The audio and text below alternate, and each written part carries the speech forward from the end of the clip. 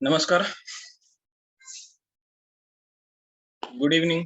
आज 13 एप्रिल बुधवार आडनेडियावारी वेबिनार ठेवलेला आहे. सगळेजण प्रेझेंट आहेत. प्रेझेंट असतील तर प्रेझेंटचा पी चॅट बॉक्स मध्ये मेसेज करा. कारण आतापर्यंत काही वेबिनार मध्ये काही लोकांनी नुसतं लाईव्ह यायचं आणि लाईव्ह सोडून तसंच जायचं असे सुद्धा केलेले. हा काही कुठल्याही प्रकारचा तुम्हाला कॉलेजमधला क्लास नाहीये की जबरदस्तीने अटेंड करावा लागणार आहे. इथं तुम्हाला खूप महत्वाच्या गोष्टी कळणार आहेत. त्यामुळे इथं बोरिंग असं काही नाहीये. Hello hello okay.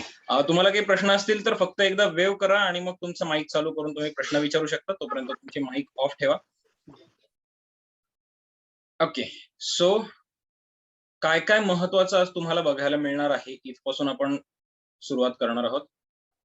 मी गृहीत धरून चालणार आहे की शेअर मार्केट म्हणजे काय हे तुम्हाला अजिबात काहीही माहिती नाहीये. फक्त शेअर मार्केट मधनं पैसा कमवता येतो एवढं तुम्ही ऐकलेलं आहे, एवढं तुम्ही गृहीत धरलेलं आहे किंवा कोणाकडून तरून तुम्हाला कळलेलं आहे आणि एवढीच तुमची बेसिक माहिती आहे. असं गृहीत धरून मी सुरुवात करणार आहे. ऍक्च्युली आज 40 जण आपल्या वेबिनारला जॉईन होणं अपेक्षित होतं. तेवढ्या लोकांचे मेसेजेस आलेले होते. असो, ठीक आहे. जे येतील ते आपले म्हणायचे, नाही ते पुढे सरकायचं. कारण ऍक्च्युली मी हा वेबिनार घेणार होतो टेलिग्रामवर घेणार होतो. टेलिग्राम चॅनलचा फायदा असा आहे की मला अनलिमिटेड वेळ तुम्हाला सलग देता येतो. नाही तर मला 40-40 मिनिटाचे स्लॉट्स करून तुम्हाला झूम मीटिंगवर अटेंड करता येतं. प्लस 50-100 लोकांचं काहीतरी बंधन आहे, मर्यादा आहे झूमवर. ती टेलिग्राम चॅनलवर नाहीये. पण ठीक आहे, काही हरकत नाही. बऱ्याच लोकांचा इन्सिस्टन्स होता की झूमवर घेऊया, हळूहळू आपण मायग्रेट करूया टेलिग्रामवर. टेलिग्राम चॅनल मी अशासाठी म्हणतोय कारण मागच्या आठवड्यामध्ये मी 5 एप्रिलला एक वेबिनार घेतलेला होता.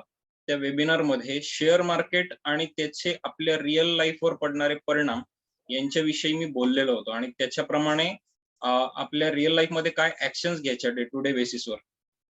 मार्केटशी रिलेटेड नाही, टोटली वेगळं, पण मार्केटचा आपल्या खिशावर पडणारा प्रभाव याच्याशी रिलेटेड मी बोललेलो होतो. त्याच्यावर आज मी जाता जाता थोडंसं उझरतं बोलणार आहे. मागच्या आठवड्यात आपण काय केलं आणि बऱ्याच लोकांनी त्याचा फायदा कसा घेतला हेही मी सांगणार आहे. मी आता माझी स्क्रीन तुम्हाला शेअर करतोय.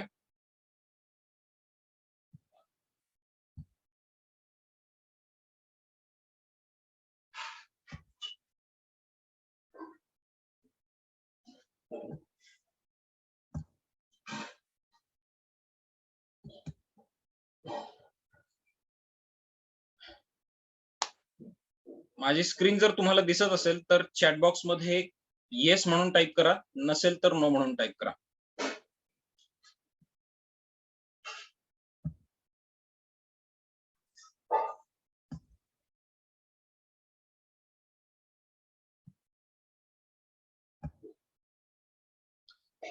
ओके.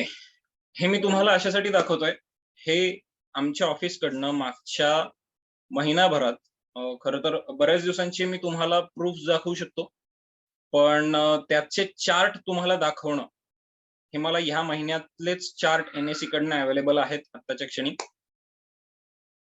दर महिन्याचे चार्ट, जुन्या महिन्याचे जे चार्ट असतात फ्युचर आणि ऑप्शन सेगमेंटचे, ते दर महिन्याला वाईप आउट होतात, नवीन महिन्याचे फक्त आपल्याला अवेलेबल होतात. त्यामुळे जे चार्ट माझ्याकडे अवेलेबल आहेत तुम्हाला प्रूफ म्हणून दाखवायला, ते मी इथं तुम्हाला दाखवणार आहे.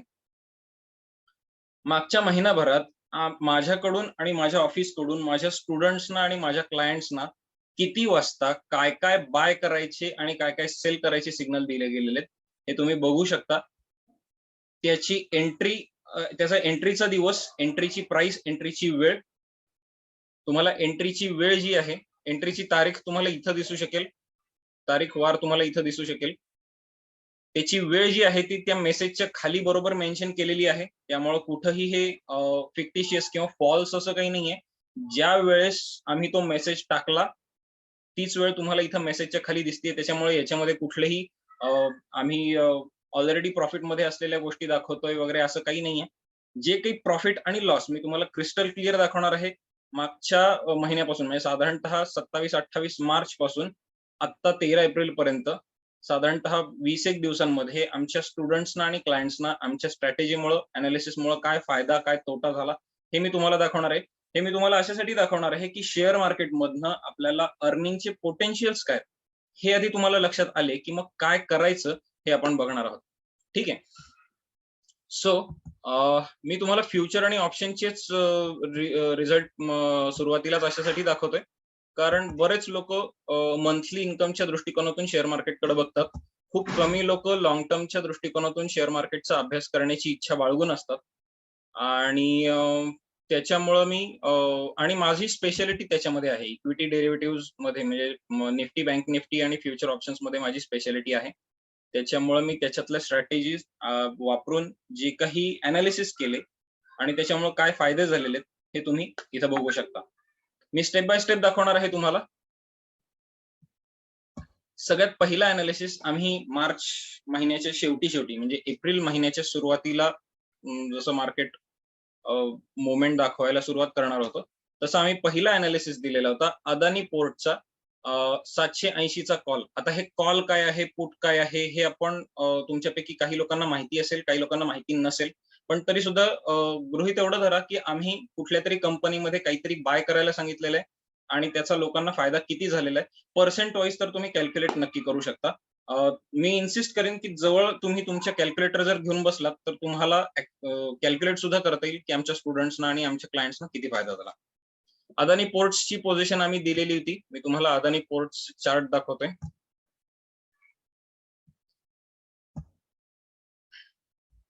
अदानी पोर्ट आम्ही बाय करायला सांगितलेला होता. 780 चा कॉल ₹34.30 बाय करायला सांगितलेला होता. आणि त्याच्यानंतर तो कुठपर्यंत गेलेला आहे आपण बघूया. एक सेकंद. त्याच्या आधी ब्रिटानिया दिसतोय मला. त्याच्याही अलीकडं. ब्रिटानियाचा पुट मी बाय करायला सांगितलेला होता. येस, 23 मार्चला ब्रिटानियाचा 3100 चा पुट मी बाय करायला सांगितलेला होता ₹116 आणि तारीख होती 23 मार्चला. मार्केट क्लोज व्हायच्या आसपास मी तो मेसेज टाकलेला होता. तो मेसेज डिलिव्हर थोडासा उशिरा झालेला होता. त्यामुळे दुसऱ्या दिवशी माझ्या स्टुडंट्सनी बाय केलं 116 च्या आसपास आणि 23 तारखेला तुम्ही बघू शकता. इथे 23 तारखेला माझ्या स्टुडंट्सनी बाय केलेली होती 116 च्या आसपास पोझिशन.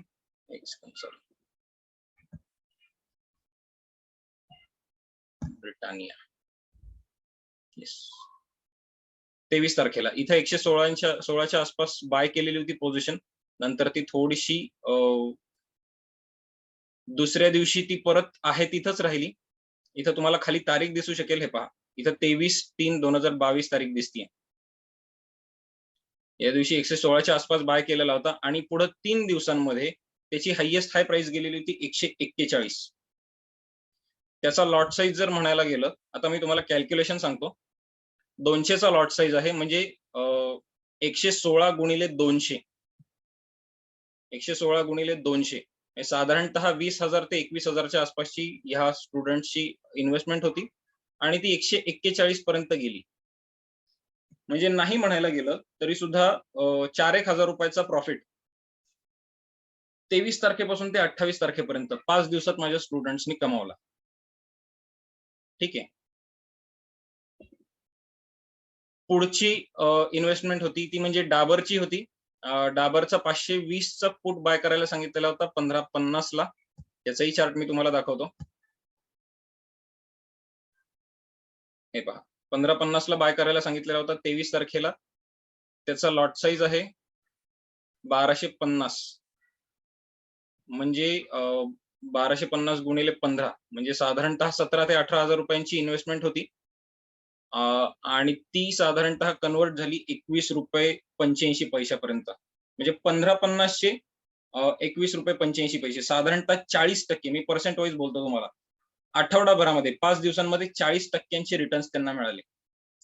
18,000वर 40% जर म्हणायला गेलं तर 18 दुणे 36 18 चौक 72 हे साधारणतः ₹7,200 प्रॉफिट साधारणतः आठवडाभरात माझ्या स्टुडंट्सना, माझ्या क्लायंट्सना झालेला आहे. तिथून पुढची पोझिशन मी तुम्हाला दाखवतो. बरं, हे तुमच्या लक्षात येतंय का? लक्षात येत नसेल तर मी तुम्हाला आणखीन डिटेलमध्ये समजवेन. ज्यांना कोणाला लक्षात येत नाहीये मी काय बोलतोय त्यांनी माईक चालू करा आणि मला सांगा. लक्षात येत असेल तर फक्त चॅट बॉक्स मध्ये क्लिअर असा मेसेज टाका. CLR clear. कारण आपण किती कमवू शकतो हे जर तुमच्या लक्षात नाही आलं तर इथून पुढे मी तुम्हाला काय सांगणार आहे आणि ते का महत्वाचं हे तुमच्या लक्षात नाही येणार. सगळ्यांच्या लक्षात येतंय मी काय सांगतोय ते? लक्षात येत असेल तर चॅट बॉक्स मध्ये क्लिअर असा मेसेज टाइप करा. लक्षात येत नसेल तर माईक चालू करून डायरेक्ट विचारा. काही प्रॉब्लेम नाहीये. तुम्ही प्रश्न विचारल्याबद्दल मला कुठलाही काही राग वाटणार नाहीये, काही प्रॉब्लेम येणार नाहीये. ओके. क्लिअर आहे. ज्यांना लक्षात येत नसेल बिनधास्त तुम्ही फक्त एकदा वेव्ह करा आणि माईक चालू करून मला प्रश्न विचारा. पुढची पोझिशन आपली होती अदानी पोर्ट्स मधली.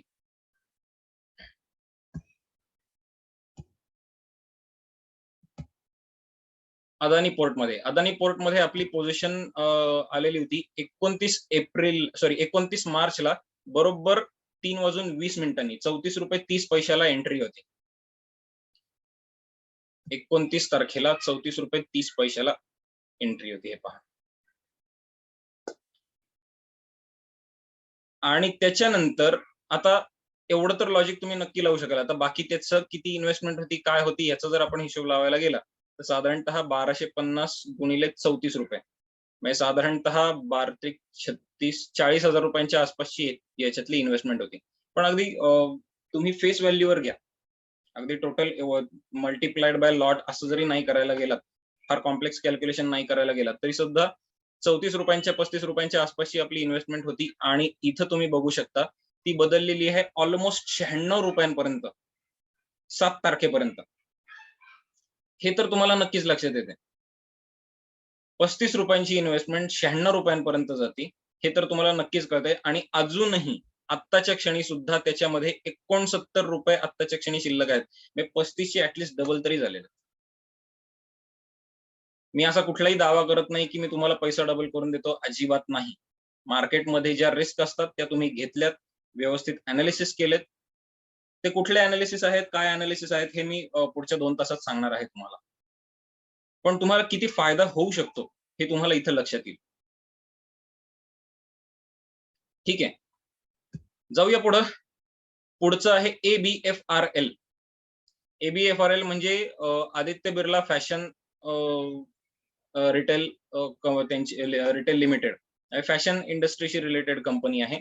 ABFRL त्याचा सुद्धा आम्ही 320 चा कॉल बाय करायला सांगितलेला होता 10च्या आसपास.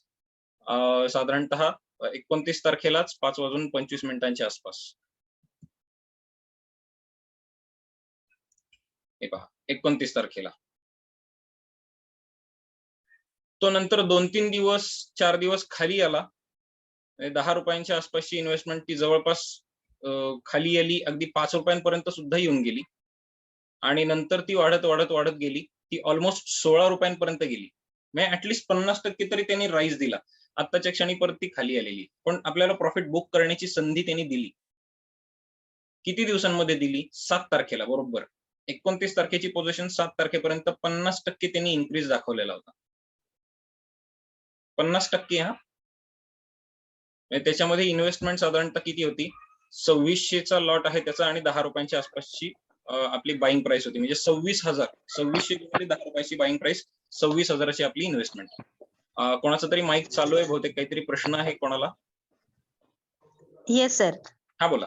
मला एक विचारायचं होतं. तुम्ही पर्सेंटेज वाईज सांगताय ना 50% ची इन्क्रीज होते. हां. तर ते लक्षात नाही येते पर्सेंटेज वाईज. पर्सेंटेज वाईज हे पहा ना ₹10 आसपास आपण गुंतवले. बरोबर आहे. इथं मेसेज तुम्हाला काय दिसतोय? ABFRL कंपनीमध्ये बाय अराउंड 10 ₹10 आसपास आपण बाय केले. ठीक आहे. इथपर्यंत आलं लक्षात? हो. आणि त्याचे इथं हायेस्ट हाय प्राइस तुम्हाला इथं दिसू शकेल. हे पहा. इथं H जो दिसतोय ना म्हणजे ज्या दिवशी मी कर्सर आणते त्याची हायेस्ट हाय प्राइस ₹16.50. हो. ₹10 चे ₹16 झाले. अच्छा. हां. झाले 50%, ऍक्च्युली 60% झाले तरी सुद्धा मी ओके. आणखीन 1% कमी 10% कमी धरले तरी सुद्धा तुम्हाला बरोबर. 50%चे रिटर्न्स मिळालेले आहेत. बरोबर, बरोबर. आलं लक्षात. ठीक आहे. Yes, yes. Clear thank you clear sir. असेल तर क्लिअर नावाचा मेसेज टाका. जर प्रश्न असतील तर बिनधास्त तुमचा माईक चालू करून विचारा. कुठलाही आडपडदा ठेवू नका. जाऊया आपण पुढच्या कंपनीकडे. सर ऍक्च्युली मला मी फुल्ली नवीन आहे याच्यात. तर बर. मला म्हणजे पुट कॉल वगैरे म्हणजे बेसिक पासून जर म्हणजे समजलं ना तर हे पुढे समजायला मला होईल. म्हणजे ओके. थोडीशी क्लॅरिटी येईल आणि कसं चालतं, कसा फ्लो असतो ते कळेल. ओके. कॉल काय आणि पुट काय हे याच्यासाठीचं माझं YouTubeवर एक व्हिडिओ अपलोड केलेला आहे. मला फक्त पर्सनलला तुम्ही जसं मेसेज टाकलेला आहे, मला वेबिनारमध्ये जॉइन व्हायचंय, तसा हाही मेसेज टाका की मला कॉल म्हणजे काय आणि पुट म्हणजे काय याची माहिती करून घ्यायची आहे. त्याचे व्हिडिओ पाठवा. मी तुम्हाला त्याचे व्हिडिओ पाठवेन. आत्ता ते जर डिटेल समजत बसलो तर त्याचं जवळपास 3-1 तासाचं लेक्चर होतं माझं. त्यामुळे आत्ताच्या वेबिनारमध्ये आपला विषय टोटली डायव्हर्ट होईल. Okay okay. तर ठीक आहे. आता मी तुम्हाला तुम्हाला एवढं तर नक्कीच लक्षात येईल की बाय अराउंड कितीला बाय करायला सांगितलेलं आहे आणि त्याची प्राइस कुठपर्यंत गेलेली आहे. म्हणजे आपल्याला फायदा झालेला आहे एवढं तर तुम्हाला नक्की समजू शकेल. ठीक आहे. हो हो. ओके.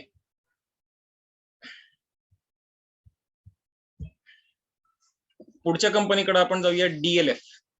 DLF मध्ये आपण बाय करायला सांगितलेलं होतं साधारणतः ₹13.40 आसपास. ठीक आहे. आता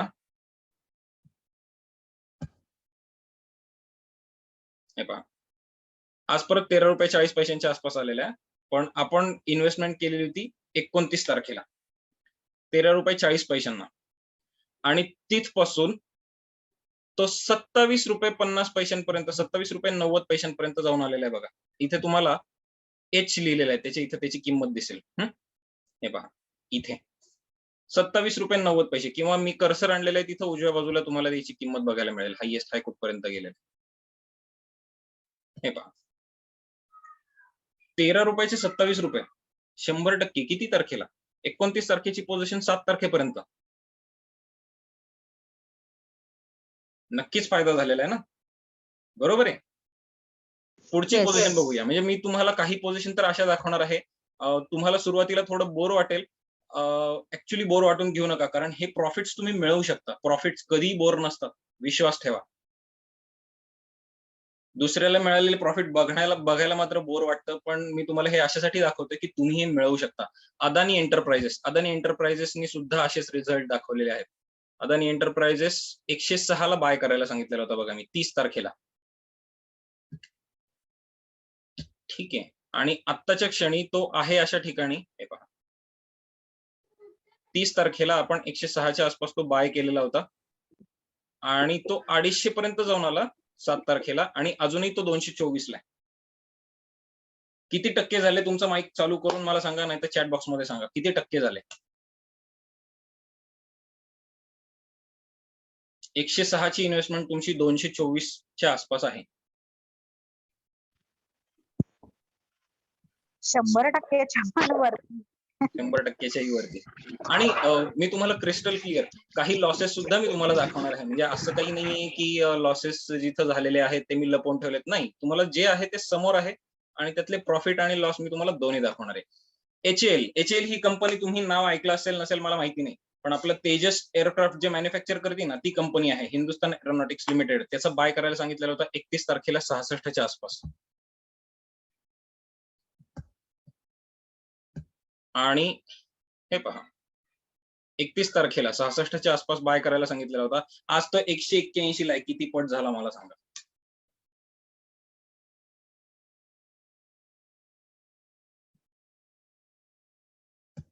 चा 181 पर्यंत. ढेल मी बघायला सांगितलेला होता. मी घ्यायला सांगितलेला होता 1 तारखेला ₹2.50 आसपास.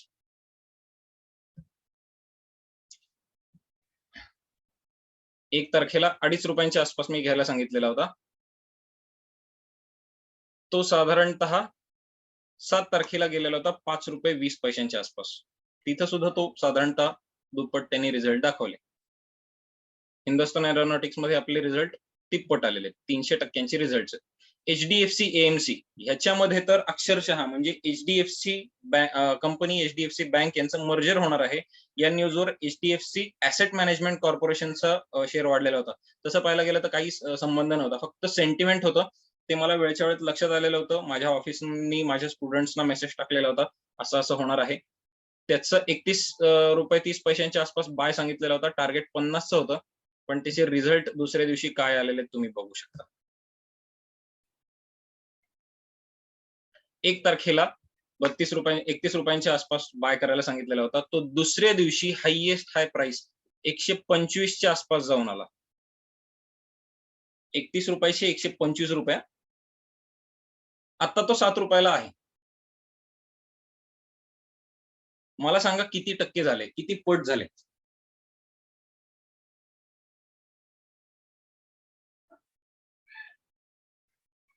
कुणी माईक चालू करा आणि मला सांगा हे किती पट झाले.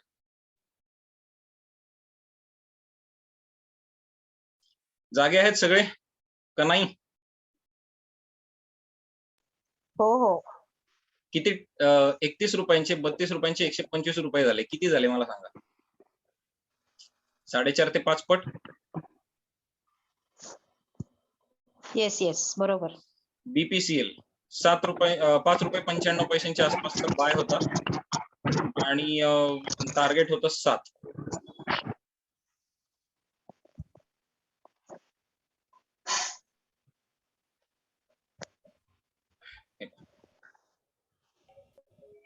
और 40. 6 रुपये 4 पैशांपर्यंत गेलेला आहे. आपण कितीचा बाय सांगितलेला होता? 5 रुपये 95 पैशांचा. नाही थांबा, आपण पॉवर ग्रेड बघतोय. आपण BPCL HDFC AMC power grade बघूया. BPCL ओके, BPCL मी दाखवतो तुम्हाला लगेच. BPCL 390 390चा call.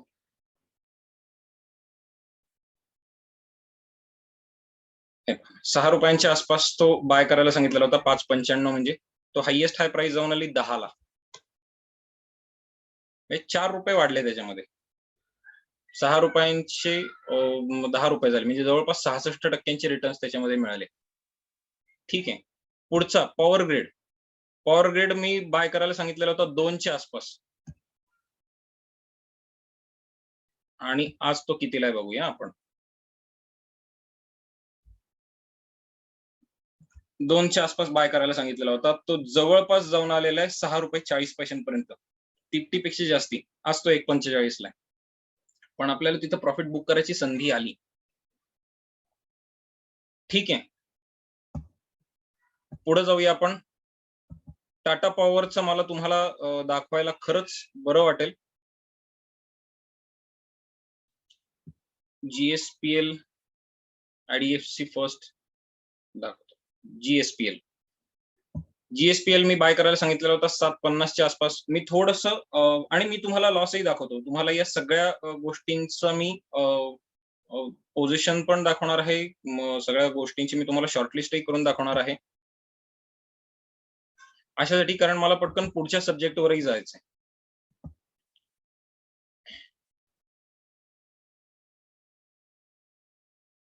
GSPL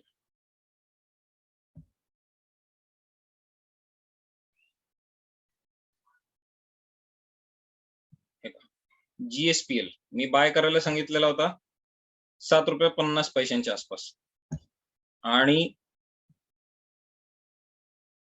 5 तारखेला नाही, किती तारखेला सांगितलेला होता? 4 तारखेला सांगितलेला होता. GSPL 7 रुपये 50 पैशांच्या आसपास बाय करायला सांगितलेला होता इथे. आणि त्याच्यानंतर तो हायएस्ट हाय प्राइस जाऊन आली 15 रुपये 75 पैसे. Almost double. ऍक्च्युली डबलच्याही पेक्षा पुढं. पुढचा मी तुम्हाला मारिको दाखवतो.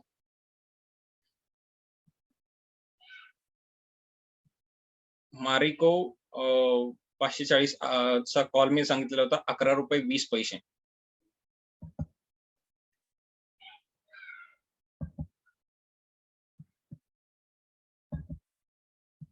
असं नाहीये की सगळीकडे मला फायदेच होतात. काही आता मारिकोमध्ये हे पहा, मारिकोमध्ये एका दिवसात ₹11.20 आसपासचा आपला बाय होता. दुसऱ्या दिवशी हा ₹20 जाऊन आला. म्हणजे ऑलमोस्ट त्यांनी 80% रिटर्न्स दाखवलेले. ठीक आहे. आता टाटा पॉवरचा मी तुम्हाला प्रॉफिट दाखवतो आणि एखादा मी तुम्हाला ज्याच्यात लॉस झालेला आहे तो सुद्धा दाखवतो. वरचे मेजॉरिटी जेवढे आहेत ना, ते सगळे प्रॉफिट वाले सिग्नल्स आहेत माझे. मी तुम्हाला कुठेही आडपडदा ठेवायचा नाही म्हणून मी तुम्हाला लॉसही दाखवणार आहे. हे पहा, टाटा पॉवरचा मी तुम्हाला अशासाठी सांगतोय स्पेशली कारण टाटा पॉवरनी एका दिवसात खूप चांगली रॅली दिलेली होती. तो मी ₹7.40 आसपास बाय करायला सांगितलेला होता. टाटा पॉवर 5 तारखेला ₹7.40 आसपास बाय करायला सांगितलेला होता आणि त्याचं काय झालेलं आहे आपण बघूया.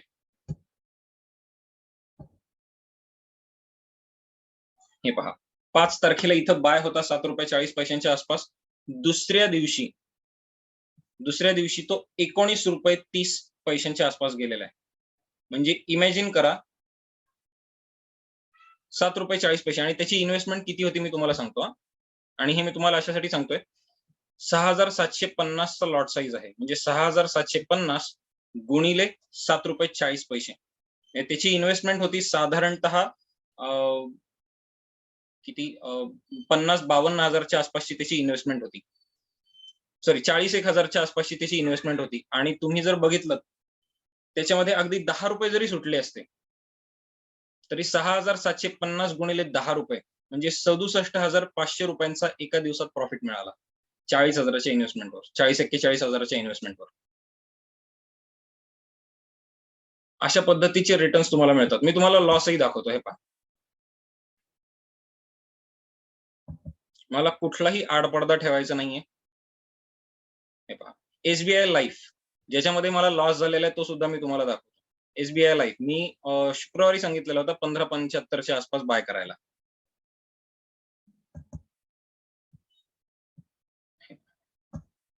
कुठलाही आडपडदा नाही, काही नाही. लॉसेस सुद्धा मी तुम्हाला फ्रँकली दाखवतो. शुक्रवारी तारीख काय होती शुक्रवारची?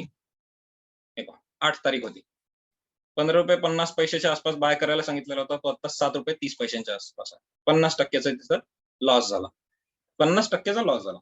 इन्व्हेस्टमेंट होती ₹12,000 ची. हे पहा. तुम्ही कॅल्क्युलेट करू शकता. 750 लॉट साइज आहे. गुणिले ₹15.50 किंवा ₹15 धरा. 750 गुणिले 15.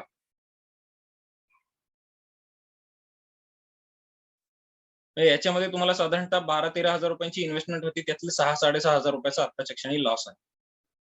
तुम्हाला हे सगळे जर स्क्रीनशॉट काढून पाहिजे असतील आणि त्याचे प्राइसेस पाहिजे असतील, तर मी तुम्हाला ते स्क्रीनशॉट आणि प्राइसेस पाठवू शकेन. पण अल्टिमेटली सांगायला गेलं तर ह्या सगळ्या ज्या पोझिशन्स आहेत, हे पहा कंटेनर कॉर्पोरेशन लॉसची पोझिशन आहे माझी. कंटेनर कॉर्पोरेशन मी 25 च्या आसपास बाय करायला सांगितलेला होता.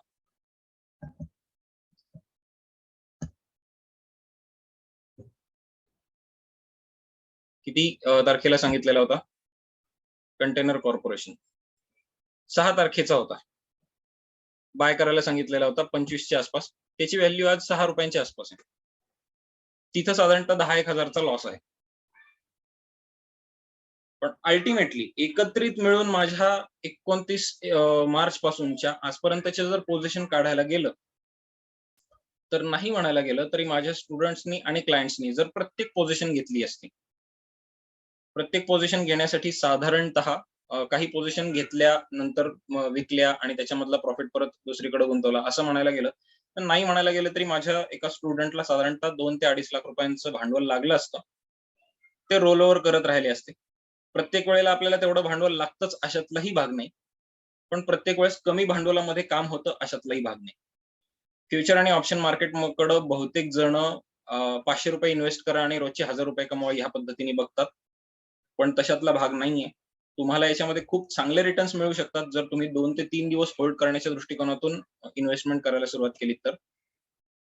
तुम्हाला फ्युचर आणि ऑप्शन्स किंवा निफ्टी, बँक निफ्टी किंवा इंट्राडे ह्याच पद्धतीने गळ्यात मारलं जातं, की रोजचे ₹1,000 कमवा. पण त्याच्यामध्ये फायदा तुमचा अजिबात होत नाही. मी ही खूप जबाबदारीने विधान करतोय. फायदा होतो ब्रोकरचा आणि त्याच पद्धतीचे YouTubeवरचे व्हिडिओज पुढे प्रोजेक्ट केले जातात आणि तुम्हाला सांगितलं जातं, की रोजचे ₹500 कमवा.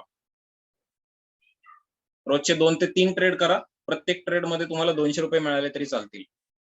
पण तुम्हाला रोजचे 3 ट्रेड करायचे म्हटलं तर ₹50 तुम्हाला ब्रोकरेज लागतं. म्हणजे बायिंग चं ₹20, सेलिंगचं ₹20, ₹10 टॅक्सेस एका ट्रेडसाठी गेले. 3 ट्रेडसाठी मिळून तुम्ही ₹150चं ब्रोकरेज भरलं. तुमच्या हातात ॲक्चुअली काहीच नाही पडलं आणि रिस्क सुद्धा आहे. काही ट्रेड तुमचे लॉसमध्ये सुद्धा जातात. सो अल्टिमेटली तुम्ही जर इंट्राडे करायला गेलात आणि YouTubeवरच्या स्ट्रॅटेजी पाहून शिकायला गेलात, तर तुमच्या हातात काहीही लागत नाही. मी तुम्हाला माझे रिझल्ट दाखवलेत. माझ्या स्टुडंट्सना माझ्या स्ट्रॅटेजी वापरून काय-काय रिझल्ट मिळालेत हे दाखवलेत. प्रॉफिट लॉस सकट दाखवले आहेत. आता ह्याच्यासाठी काय करावं लागेल हे मी तुम्हाला सांगतो. याच्यासाठी आपल्याला 9 प्रकारचे एनालिसिस करावे लागतात. 9 प्रकारचे एनालिसिस. त्यातला एक एनालिसिस मी तुम्हाला आज शिकवणार सुद्धा आहे. पहिल्या प्रकारचा एनालिसिस जो मार्केटमध्ये शिकवला जातो, तो म्हणजे चार्ट एनालिसिस, ज्याला टेक्निकल एनालिसिस म्हणतात. ठीक आहे. तो म्हणजे जसे मी तुम्हाला आता चार्ट दाखवलेले तसे चार्ट लावतात. इथं मी दाखवतो तुम्हाला हे पहा. असे चार्ट लावले जातात आणि त्याच्यावरनं एनालिसिस करून तुम्हाला सांगितलं जातं. इथं बाय करा, इथं सेल करा, इथून पुढे मार्केट वर जाणार आहे, इथून पुढे खाली पडणार आहे, अमुक. हा एनालिसिस महत्वाचा आहेच आहे. दुसरा एनालिसिस शिकवला जातो तो म्हणजे फंडामेंटल एनालिसिस. म्हणजे कंपन्यांच्या बॅलन्स शीटवरनं शोधून काढायचं की आपल्याला कुठं बाय करायचंय, कुठं सेल करायचंय. एखादी कंपनी काय पद्धतीने परफॉर्म करतीये. पण त्याच्यामध्ये एखादी कंपनी बॅलन्स शीटमध्ये काही फेरफार तर करत नाहीये ना, जशी येस बँकेने केले किंवा जसे किंगफिशर नी केले म्हणजे मल्ल्याची कंपनी आहे त्यांनी केले. ह्या गोष्टी कोणी शिकवत नाही. त्या गोष्टी मी तुम्हाला शिकवतो. बॅलन्स शीटमध्ये फेरफार कसे केले जातात आणि त्याच्यावरनं आपण काय अर्थ लावायचे आणि आपल्या पोझिशन कशा सेफ ठेवायच्या हे मी तुम्हाला शिकवतो. आणि तिसरी गोष्ट शिकवली जाती, ती म्हणजे इंडिकेटर्स, ज्याच्यामध्ये मूव्हिंग एव्हरेज, RSI ही नावं आपल्यापैकी काही लोकांना ऐकून माहिती असतील. MACD, स्टॉकिस्टिक्स ही नावं ऐकून माहिती असतील.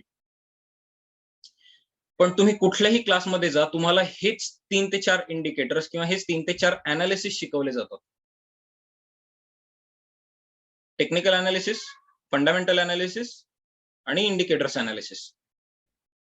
किती जणांना माहिती आहे की ह्याच्या पलीकडं आणखीन 6 एनालिसिस आहेत. ते माहिती करून घेतल्याशिवाय आपल्याला आता जसे मी प्रॉफिट्स माझ्या स्टुडंटचे आणि माझ्या क्लायंटचे दाखवले, तसे मिळवता येत नाहीत. तुम्हाला टोटल 9 प्रकारचे एनालिसिस माहिती असणं खूप आवश्यक आहे. तुम्ही विचार करा, तुम्ही कुठल्याही क्लासमध्ये गेलात तर तुम्हाला 9 पैकी फक्त 3 शिकवले जातात. याच्या मागचं कारणच आहे तुम्हाला शिकवणारं YouTubeवरनं शिकतोय आणि तुम्हाला शिकवतोय. जे तुम्हाला फुकटात शिकायला मिळू शकतं.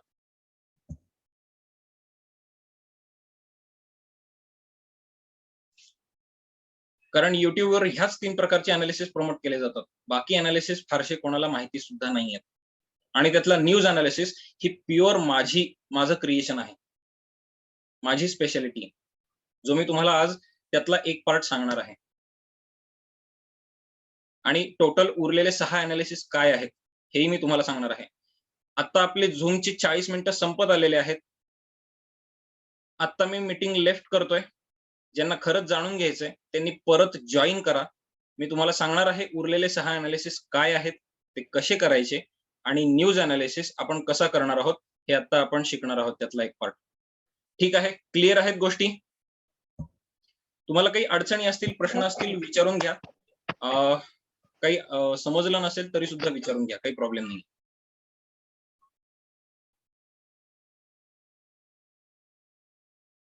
गोष्टी क्लिअर आहेत? क्लिअर असतील तर क्लिअर म्हणून टाका. पटलं असेल तर ग्रेट म्हणून टाका. पटलं नसेल तर नॉट सो ओके. असं सुद्धा तुम्ही टाकू शकता चॅट बॉक्समध्ये, काही प्रॉब्लेम नाहीये. पण मला माहिती आहे माझ्या स्टुडंट्सना आणि माझ्या क्लायंट्सना हे रिझल्ट मिळतात. तुम्हाला हे मिळवायचे असतील तर आता आपली मीटिंग लेफ्ट होतीये. 2 मिनिटात परत जॉइन करा सेम मीटिंगला. आपण इथून पुढे कंटिन्यू करतोय आणि मी तुम्हाला सांगतोय की असे प्रॉफिट्स मिळवण्यासाठी तुम्हाला काय-काय करावं लागेल. ठीक आहे? Thank you. Thank you. काही नव्हा लगेच 2 मिनिटात आपण सुरू करूया पुढे. Thank you. Sure. Thank you. Hello. Hello. माझा हां, आवाज मला येतोय? एक शंका आहे. हां, बोला. येस. हां. मला एक शंका आहे, की शेअर मार्केटमधला सगळ्यात ट्रिकी हा असतो, की एंट्री आणि एक्झिट पॉइंट्स आपल्याला कळावे लागतात. हो. म्हणजे आता सांगितलं की हाय केला, आपल्याला त्या हायला काढता आलं पाहिजे की आणि कुठं लो आहे हे कळलं पाहिजे. बेसिकली या इंडिकेटर्स आणि याचा उपयोग आपण खरं तर त्याच्यासाठी आपल्याला झाला पाहिजे. तर मला हे विचारायचं आहे की तुम्ही ज्या स्ट्रॅटेजीज किंवा तुम्ही जे अनालिसिस शिकवणार आहात त्याच्यातून हे कळणार आहे का? हो. मी ज्या स्ट्रॅटेजी शिकवतो त्याच्यातून तुम्हाला हे कळतं. याच्या मागचं कारण मी तुम्हाला सांगतो. बऱ्याच स्ट्रॅटेजीज किंवा बरेच इंडिकेटर्स असतील किंवा बरेच अनालिसिस असतील, याच्या बाबतीत प्रॉब्लेम काय होतो मी तुम्हाला सांगतो. आपण वेल नोन स्ट्रॅटेजीज घ्यायला जातो. ठीक आहे. वेल नोन स्ट्रॅटेजीज. वेल नोन स्ट्रॅटेजीच्या बाबतीत प्रॉब्लेम असा असतो की मोठे जे फंड मॅनेजर्स असतात ना, बिलीव्ह मी, मार्केट हा झिरो सम गेम आहे. झिरो सम गेम म्हणजे काय? तर तुमचा फायदा हा इतर कोणाच्या तरी लॉस झाल्यामुळे तुम्हाला फायदा झालेला आहे. ठीक आहे.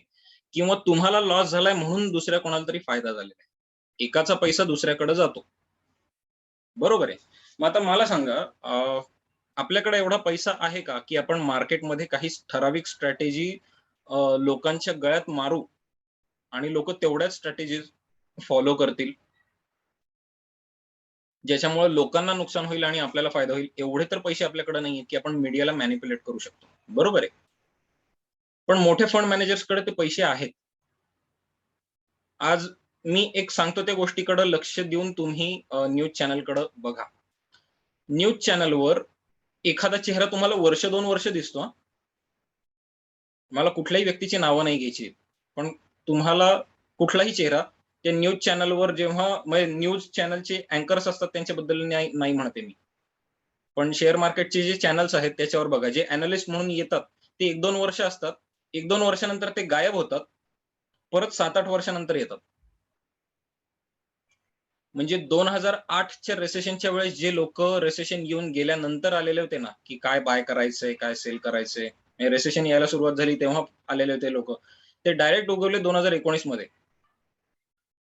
आणि 2019 चे तुम्ही व्हिडिओ काढून बघा या शेअर मार्केटचे जे काही न्यूज चॅनल आहेत त्यांच्यावरचे. 2019 ते 2021 हे लोक टिकले आणि 2021 नंतर हे लोक परत गायब आहेत. ही फॅक्ट सांगतो मी तुम्हाला. आणि ह्याच लोकांचे युट्यूब चॅनल आहेत. ह्याच लोकांचे युट्यूब चॅनल आहेत, त्याच्यावर ते तुम्हाला इंट्राडेच्या स्ट्रॅटेजी सांगतात. वेगवेगळ्या नावाने सांगतात. त्यांना असे युट्यूब चॅनल बनवणारे पगारी नोकर म्हणून ठेवायला परवडतात. सुरुवातीला एखाद्या माणसाला हजारो इंडिकेटर शिकवायचे, थातुरमातुर शिकवायचे, बेसिक माहिती द्यायची. आणि फायदा हा की आपल्यासारखं जी जनरल पब्लिक आहे ना, ते शक्यतो क्लास करण्याच्या आधी थोडीफार माहिती युट्यूब वरनं मिळतीये का हे बघायला जातं आणि तिथनं लॉसेस करून घेतो त्या स्ट्रॅटेजीज वापरून. त्या स्ट्रॅटेजी तुम्हाला लॉस कराव्यात म्हणूनच बनवलेल्या असतात. न्यूज कुठली खरी आहे, कुठली खोटी आहे हे ओळखता येणं खूप महत्वाचं आहे. आणि खोट्या न्यूज तुमच्यापर्यंत पोहोचवून, खऱ्या न्यूज तुमच्यापासून लपवून ठेवून तुम्हाला मार्केटपासून आंधळं ठेवलं जातं. स्वतःचे प्रॉफिट काढून घेतले जातात आणि ज्या क्षणी ते प्रॉफिट निघतात त्या क्षणी तुम्हाला त्या न्यूज पाठवल्या जातात. तुमच्यापैकी कोणाला जर बघायचं असेल तर मी तुम्हाला एक गोष्ट दाखवतो. मी तुम्हाला प्रूफच दाखवतो.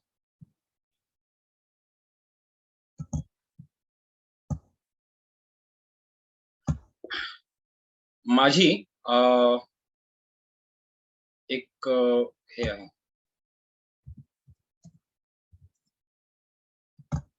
ही ब्रॉडकास्ट लिस्ट आहे.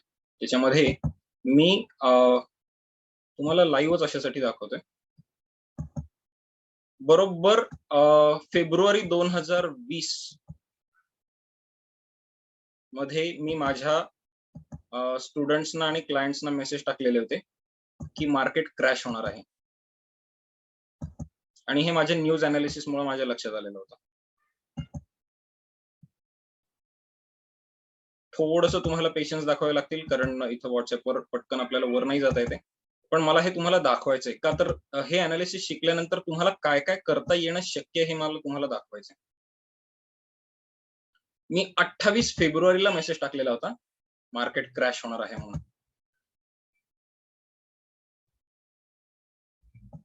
आणि माझे जे क्लायंट्स होते ना, त्यांनी त्या पद्धतीने पोझिशन घेतली आणि 4 मार्चला बिलीव्ह मी 4 मार्चला मी अक्षरशः म्हणजे मार्केटवरनं याही गोष्टींचा अंदाज कसा येतो ते मी तुम्हाला सांगतो. कुठल्या गोष्टींचा? तर लॉकडाऊन लागणार आहे.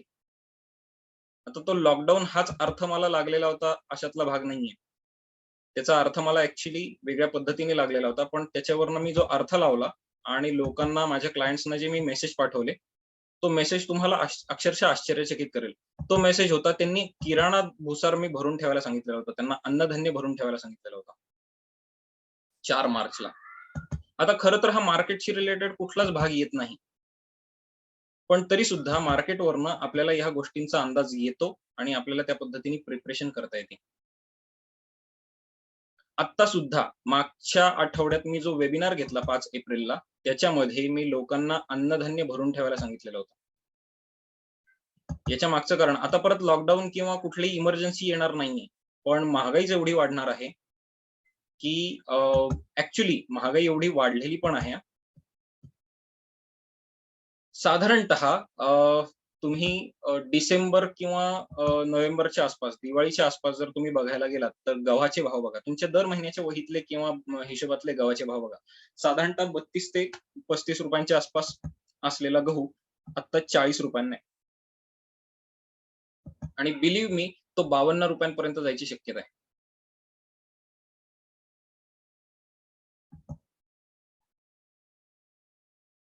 विश्वास बसत नसेल तर बघा. तांदूळ मी घेतलेला होता साधारणतः नोव्हेंबरमध्ये. त्यावेळेस त्याचा भाव मी 38 रुपयांनी घेतलेला होता. आज तो 55 नी चाललेला आहे. ज्या क्वालिटीचा तांदूळ मी वापरतो. पण साधारणतः तुम्हाला अंदाज येऊ शकेल, की काय टाईपचे आपल्याला त्याच्यामध्ये हे येतात. म्हणजे तुम्ही जो तांदूळ वापरता त्याच्यामध्ये किती महागाई वाढलेली आहे, हे तुमच्या लक्षात येऊ शकेल. आणि ह्या गोष्टींचे अंदाज आपल्याला मार्केटवरनं येतात बरं का.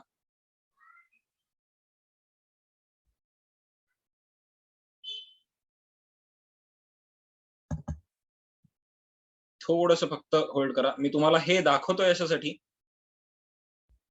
की तुम्हाला विश्वास बसावा. मी हे कुठलेही सुपरफिशियल किंवा असं काही दाखवत नाहीये. जे दाखवतोय, जे घडलेलं आहे ते दाखवतोय. आता आपण जून पर्यंत आलेलो आहे. 2 महिने आपल्याला फक्त मागे जायचंय.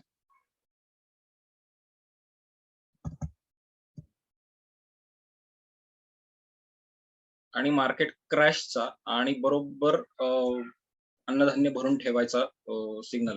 मी बरोबर मार्केट क्रॅश 28 फेब्रुवारीला सांगितलेला होता. आणि अन्नधान्य भरून ठेवायचा सिग्नल मी बरोबर 4 मार्चला सांगितलेला होता. आणि त्या पद्धतीने मी स्वतः भरलेले आहेत. आजच्या वेबिनार मधनं नोट डाउन काय करून ठेवायचंय? ही दिवाळी लोकांसाठी फार महागाईची जाणार आहे. त्यामुळं कुठल्याही पद्धतीने तुम्हाला जर अन्नधान्य भरून ठेवता आलं, जेवढं जास्ती साठा करून ठेवता येईल तेवढा जास्ती साठा करून ठेवा.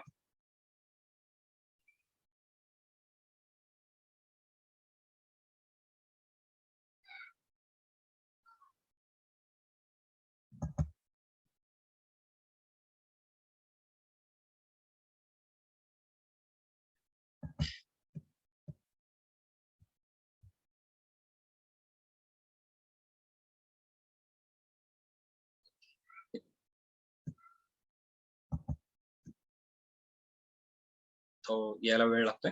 ठीक आहे. तोपर्यंत मी तुम्हाला एनालिसिस कुठले कुठले आहेत हे मी स्क्रोल अप करतच राहतो. आहेत हे नोट डाउन करून घ्या. पहिले तर 3 एनालिसिस मी तुम्हाला सांगितले. सगळ्यात पहिला एनालिसिस तो म्हणजे चार्ट एनालिसिस. ठीक आहे. म्हणजे चार्टचा अभ्यास कसा करायचा आहे पहा. 27/2 हे पहा. 28/2 मी आलेलो आहे. 28/2 हे पहा.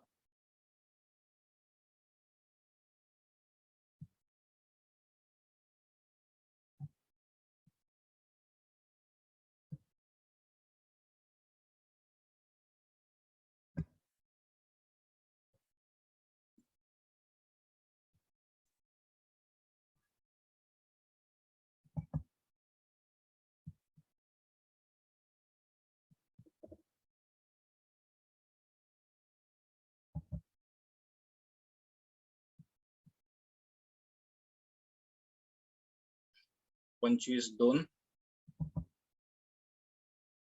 26/2 27/2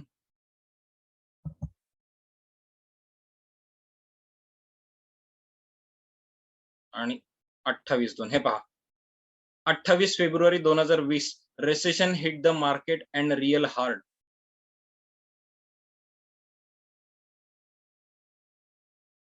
It is wise to step aside and let the chaos settle down. किती तारखेला सांगितलं होतं आणि मी तुम्हाला चार्ट दाखवतो.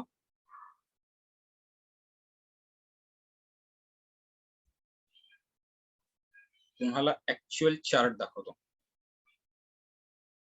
की त्याच दिवशी मार्केट क्रॅश झालेलं आहे की नाही.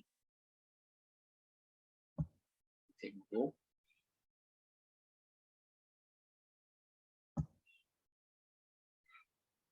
2020 मार्च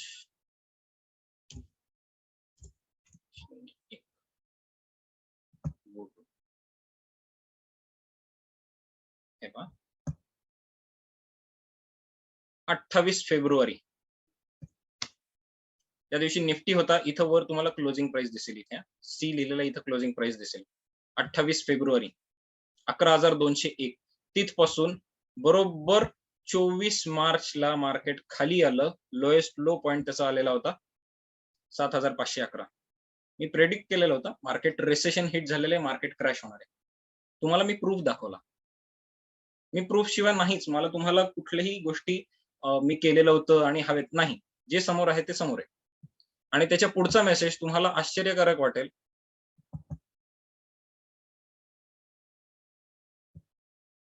हे पहा 4/3/2020 update on corona virus. More than 20 people found positive for corona virus. फक्त 20च लोक होत्या, तरी सुद्धा माझा पुढचा अंदाज बघा. Store enough grocery items for your family. If things are meant to go south, food is the only necessity and make sure you have full gas cylinder. Do not rely on pipe gas. माझा अंदाज होता की त्याच्यामुळं लोक थोडेसे panic होतील आणि कदाचित आपल्या इथं संचारबंदी लागेल दंगल झाल्यामुळं किंवा दंगल होण्याच्या शक्यतेमुळं. दंगल नाही झाली पण गव्हर्नमेंटनी संचारबंदी लावली, लोकांना बाहेर पडू नका म्हणून सांगितलं. Instability continues in market as coronavirus knocks on the door of India. Not safe to invest money now. As we get signal, we will alert you. Trade safe, be privileged. तुमच्या समोर मी पाठवले मेसेज तुम्हाला दाखवतोय. So हे मी कसं predict केलं. सगळ्यात पहिलं अनालिसिस नोट डाऊन करा. महत्वाच्या गोष्टी. चार्ट अनालिसिस जो मी मगाशी सांगितलं, बाहेरही शिकवतात. Chart analysis. दुसरं आहे फंडामेंटल अनालिसिस, कंपन्यांच्या बॅलन्स शीट वरनं केलेलं अनालिसिस. तिसरं आहे इंडिकेटर्स अनालिसिस. हे 3 बाहेर शिकवतात. चौथा आहे न्यूज अनालिसिस, ज्याच्यावरनं मी ह्या सगळ्या गोष्टींचा अंदाज लावला. हा टोटली सायकोलॉजीचा पार्ट येतो. टोटली सायकोलॉजीचा पार्ट. सो 4 अनालिसिस आता मी तुम्हाला सांगितले. चार्ट अनालिसिस ज्याला टेक्निकल अनालिसिस म्हणतो तो. टेक्निकल अनालिसिस, फंडामेंटल अनालिसिस म्हणजे कंपनीच्या बॅलन्स शीटचा अनालिसिस, इंडिकेटर्सचा अनालिसिस म्हणजे मॅथमॅटिकल मॉडेलवरनं तयार केलेले इंडिकेटर्स असतात त्याचा अनालिसिस, आणि चौथा अनालिसिस म्हणजे न्यूज अनालिसिस. आता न्यूज अनालिसिस हा आपला आपण करायचा असतो. इंडिकेटर्स अनालिसिस सुद्धा जे तुम्हाला कन्व्हेन्शनल इंडिकेटर्स आहेत ते का नाही अभ्यासायचे, तर त्याचे व्हिडिओज युट्यूबवर बनवून टाकलेले जे आहेत ते सगळे मोठ्या इन्व्हेस्टर्सने टाकलेले आहेत आपल्याला लॉस व्हावा म्हणून. सो आपल्याला टोटली अनकन्व्हेन्शनल जे फारशा लोकांना माहिती नाहीयेत अशा इंडिकेटर्सचा अभ्यास करायचा असतो. असे 4 अनालिसिस मिळून माझा पहिला ट्रेनिंग प्रोग्राम मी घेत असतो. त्याचं नाव आहे इन्व्हेस्टर प्रो, ज्याच्यामध्ये तुम्ही महिन्याला ऍटलिस्ट 8 ते 10% रिटर्न्स मिळवू शकता. माझा एक स्टुडंट, मी राहतो चिंचवडमध्ये, माझा एक स्टुडंट मागच्या महिन्यात पंढरपूरहून माझ्याकडे शिकायला आलेला होता आणि त्यांनी एका महिन्यात 25,000 रुपयांचे रिटर्न्स मिळवलेले इक्विटीवर. नुसते शेअर्स खरेदी विक्री करून, नुसते शेअर्स खरेदी विक्री करून 25,000 रुपये कमवलेले आहेत. त्यांचं कॅपिटल किती होतं काय होतं मी अजूनपर्यंत त्यांना विचारलेलं नाहीये. मी त्यांच्याकडनं फीडबॅक घेणार आहे आणि मी तो तुम्हाला दाखवेन. सो हे 4 अनालिसिस मिळून माझा पहिला ट्रेनिंग प्रोग्राम होतो. त्याचं नाव आहे इन्व्हेस्टर प्रो. आणि पुढचे 5 अनालिसिस हे खूप स्पेशल आहेत, कारण ते आतापर्यंत फारशे लोकांनी कुठेही अभ्यासलेले नाहीयेत. त्यातले 1-2 अनालिसिस तुम्हाला माहिती असतील. त्यातला पहिला अनालिसिस आहे ऑप्शन चेन अनालिसिस. 5वा अनालिसिस आहे ऑप्शन चेन अनालिसिस. म्हणजे मोठे फंड इन्व्हेस्टर्स मार्केटला कसं मॅनिप्युलेट करतात हे आपण लाईव्ह मार्केटमध्ये बघतो.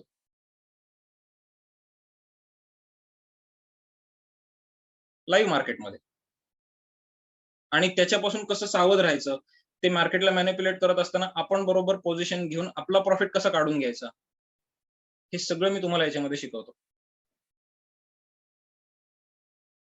5वं अनालिसिस ऑप्शन चेन अनालिसिस. 6वं अनालिसिस नोट डाऊन करून घ्या, ऑप्शन ग्रीक्स. ऑप्शन ग्रीक्स मध्ये आपण हे शिकतो की कमीत कमी रिस्क कुठं आहे. मला रिस्क फार नकोय. मगाशी तुम्ही बघितलं की काही पोझिशन अशा होत्या की ज्याच्यामध्ये मला लॉस झालेला होता. तो सुद्धा लॉस ₹5,000 ₹6,000 इथपर्यंत लिमिटेड होता. आणि प्रॉफिट्स तुम्ही बघितले टाटा पॉवर सारख्या ठिकाणी 60,000 70,000 प्रॉफिट होता. 50% 300% म्हणजे 1.5 पटीपासून 3 पटीपर्यंतचे रिझल्ट्स माझ्या स्टुडंट्सनी मिळवलेले आहेत. जे मी तुम्हाला ऍक्च्युली चार्टवर दाखवले. कधी एंट्री घेतली, त्याचा एंट्री डेट, एंट्री टाइम हा सुद्धा तुम्हाला तिथं बघायला मिळाला. आणि तिथपासून हायेस्ट आहे तो कुठपर्यंत गेलेला आहे हेही बघायला मिळाला. हे कसं तुम्हाला अचीव्ह करता येईल, की कमीत कमी रिस्क कुठं आहे, जास्तीत जास्त अर्निंग पोटेन्शियल कुठं आहे, हे मला शोधायचं. सो 6वं अनालिसिस आहे ऑप्शन ग्रीक्स. 7वं अनालिसिस आहे special indicators for future and options. Indicator अनालिसिसचाच ऍडव्हान्स पार्ट आहे, जे टोटली अनकन्व्हेन्शनल इंडिकेटर्स आहेत. स्पेशल इंडिकेटर अनालिसिस 7वं अनालिसिस, जे फक्त फ्युचर आणि ऑप्शन साठी तयार झालेले आहेत. 8वं अनालिसिस. बरं, हे स्पेशल इंडिकेटर्स का? नॉर्मली जे इंडिकेटर्स वापरले जातात त्याला स्कॅनर्स अस्तित्वात असतात. बहुतेक लोक विचारतात आम्हाला स्कॅनर किंवा स्क्रीनर याचे अस्तित्वात नाही आहेत का? स्कॅनरच्या बाबतीतला प्रॉब्लेम असा असतो ना की हे स्कॅनर तयार केलेले असतात कुठल्या तरी कंपनीने, आणि त्या कंपनीचं नक्की कुठल्या तरी म्युच्युअल फंडाशी टायअप असतं. मग तिथं तुम्हाला सिग्नल जनरेट झालेला दिसला की इकडं कंपनीने तुमचा स्टॉप लॉस हिट करण्यासाठी म्युच्युअल फंडाने पोझिशन घेतली, तुमचे स्टॉप लॉस हिट झाले, तुम्हाला लॉस झाला, ते लोक प्रॉफिट घेऊन गेले. त्यामुळे स्कॅनर्स नसलेले इंडिकेटर मी शिकवतो. आणि हे अशासाठी बहुतेक लोक इथं बोर होतात की नाही आम्हाला स्कॅनर्स पाहिजेत. नाही, तुम्हाला लॉस पाहिजे असतील तर स्कॅनरवाले इंडिकेटर शिका. प्रॉफिट पाहिजे असतील तर स्कॅनर नसलेले इंडिकेटर शिका. मी तुम्हाला स्कॅनर नसलेले इंडिकेटर शिकवणार आहे. याच्या मागचं कारण, स्कॅनर तयार झाला की बरोबर तुम्ही पोझिशन घेण्यासाठी, तुम्ही पोझिशन बाय करण्यासाठी स्कॅन करता, आणि मोठा फंड मॅनेजर काय करतो, जनरल पब्लिक जिथं बाय करतंय तिथं त्यांना कसं तोंडावर आपटवायचं याच्यासाठी तो मार्केट खाली पडतो. तो सुद्धा तेच स्कॅन करतो, फक्त त्याच्यामुळे तो पोझिशन उलटी घेतो, तुम्हाला लॉस करतो आणि मग मार्केटला वर घेऊन जातो. तो स्वतःचा प्रॉफिट बरोबर काढतो. जर स्कॅनरच अस्तित्वात नसेल तर तो शोधूच नाही शकणार आहे की आपण पोझिशन कुठे घेतलेली आणि कुठं नाही. त्याच्यामुळे आपण टोटली सेफ असतो. त्यामुळे ऍडव्हान्स इंडिकेटर अनालिसिस हा त्या दृष्टिकोनातून खूप महत्वाचा आहे. 7वं अनालिसिस. स्कॅनर म्हणजे काय मी तुम्हाला सांगतो. NSE वर 2,500-3,000 हजार कंपन्या आहेत. 2,500-3,000 हजार कंपन्यांचा आपल्याला काही रोज अभ्यास करता येणं शक्य नाही होत. मग आपण स्कॅनर वापरला की काही ठराविक कंडिशन आपण त्याला सांगितलं की 1% जास्ती मुवमेंट किंवा ₹100 जास्ती ज्या शेअर मध्ये आज बदल झालेला आहे ते शेअर मला दाखव.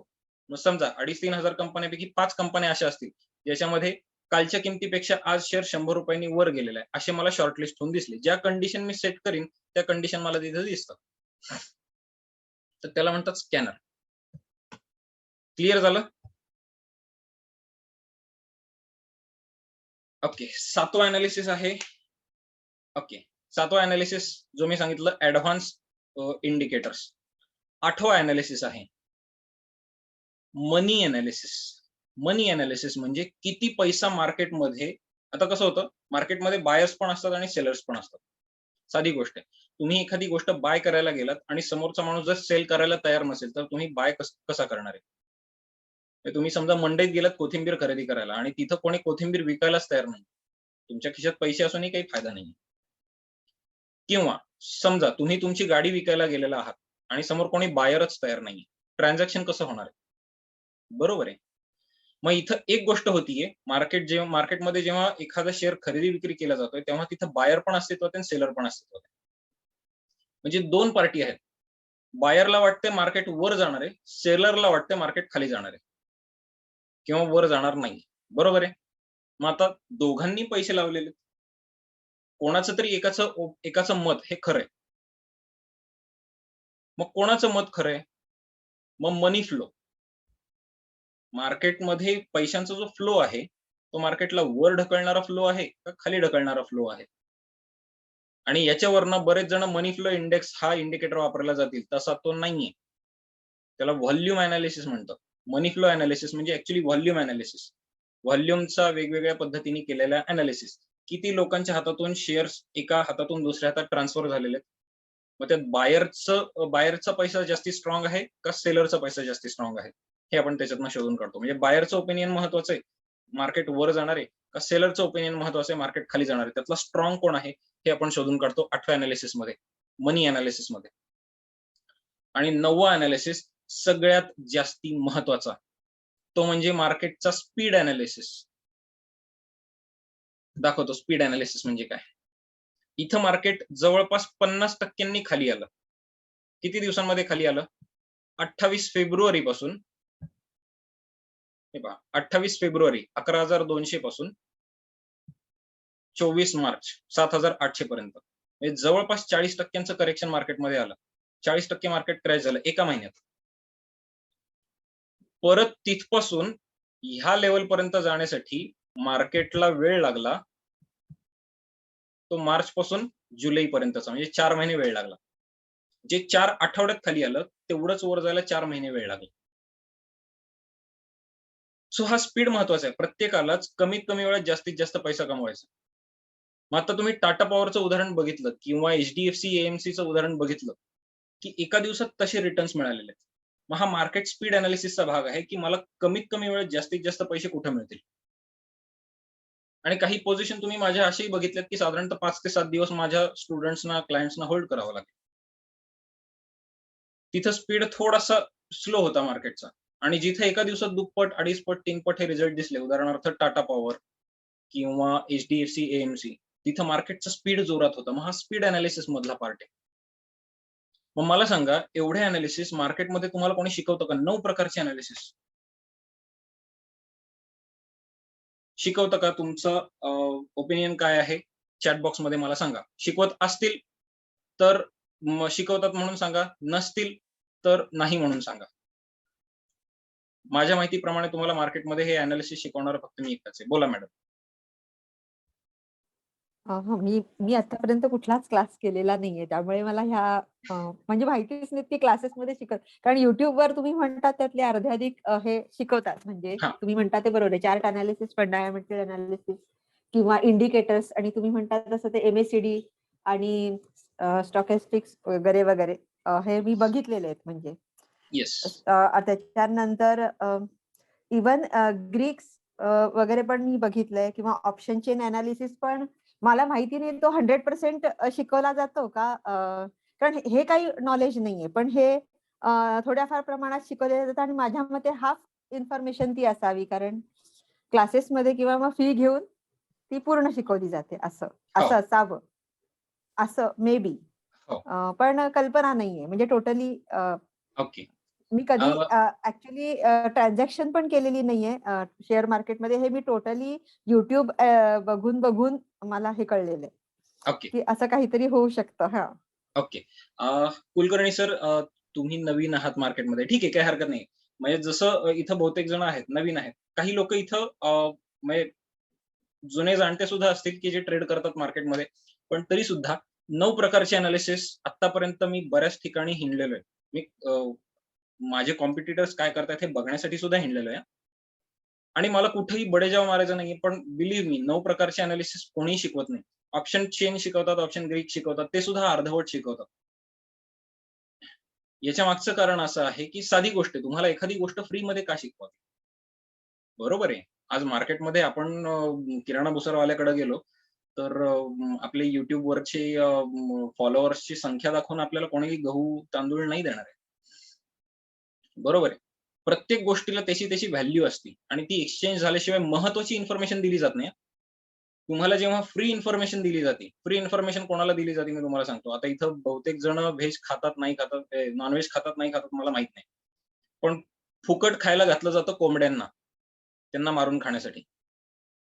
त्यामुळे तुम्हाला फुकट अॅनालिसिस जे न्यूज चॅनलवर दिसतात, YouTube चॅनलवर दिसतात, तुमचं बँक अकाउंट कापून खाण्यासाठी तुम्हाला फुकटात शिकवलं जातं. बिलीव्ह मी. साधी गोष्ट आहे. तुम्ही सुद्धा एखाद्यासाठी फुकटात एखादी गोष्ट का कराल? त्यामुळे तुम्हाला पूर्ण नाही शिकवलं जात. आणि 9च्या 9 अॅनालिसिस तर नाही शिकवले जात. ॲडव्हान्स इंडिकेटर नाही शिकवले जात. मार्केटचं स्पीड अॅनालिसिस आजपर्यंत मी कुठेही बघितलेलं नाहीये.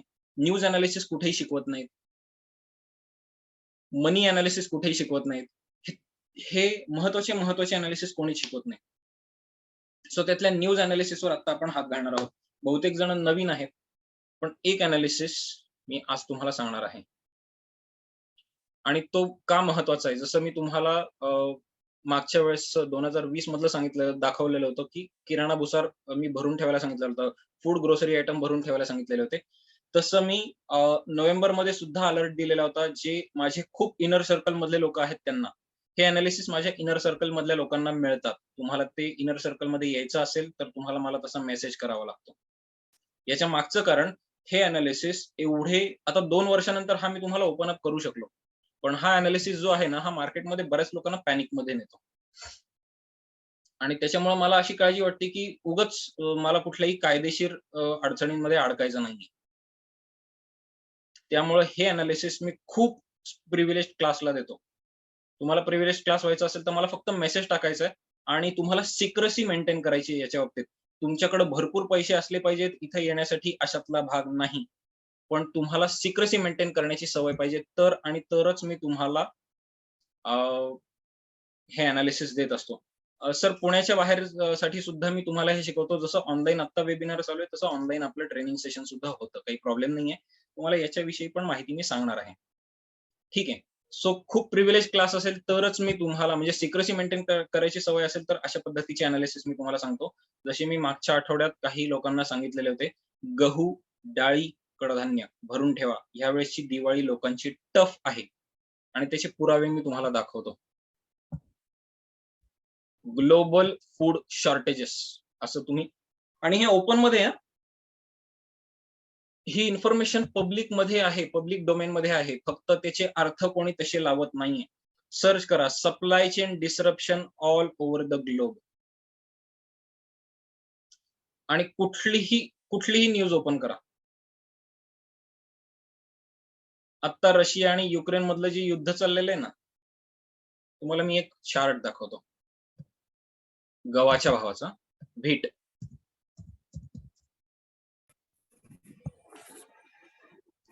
बोला कोणाचा तरी माईक चालू झालेला आहे, काय प्रश्न आहे बोला.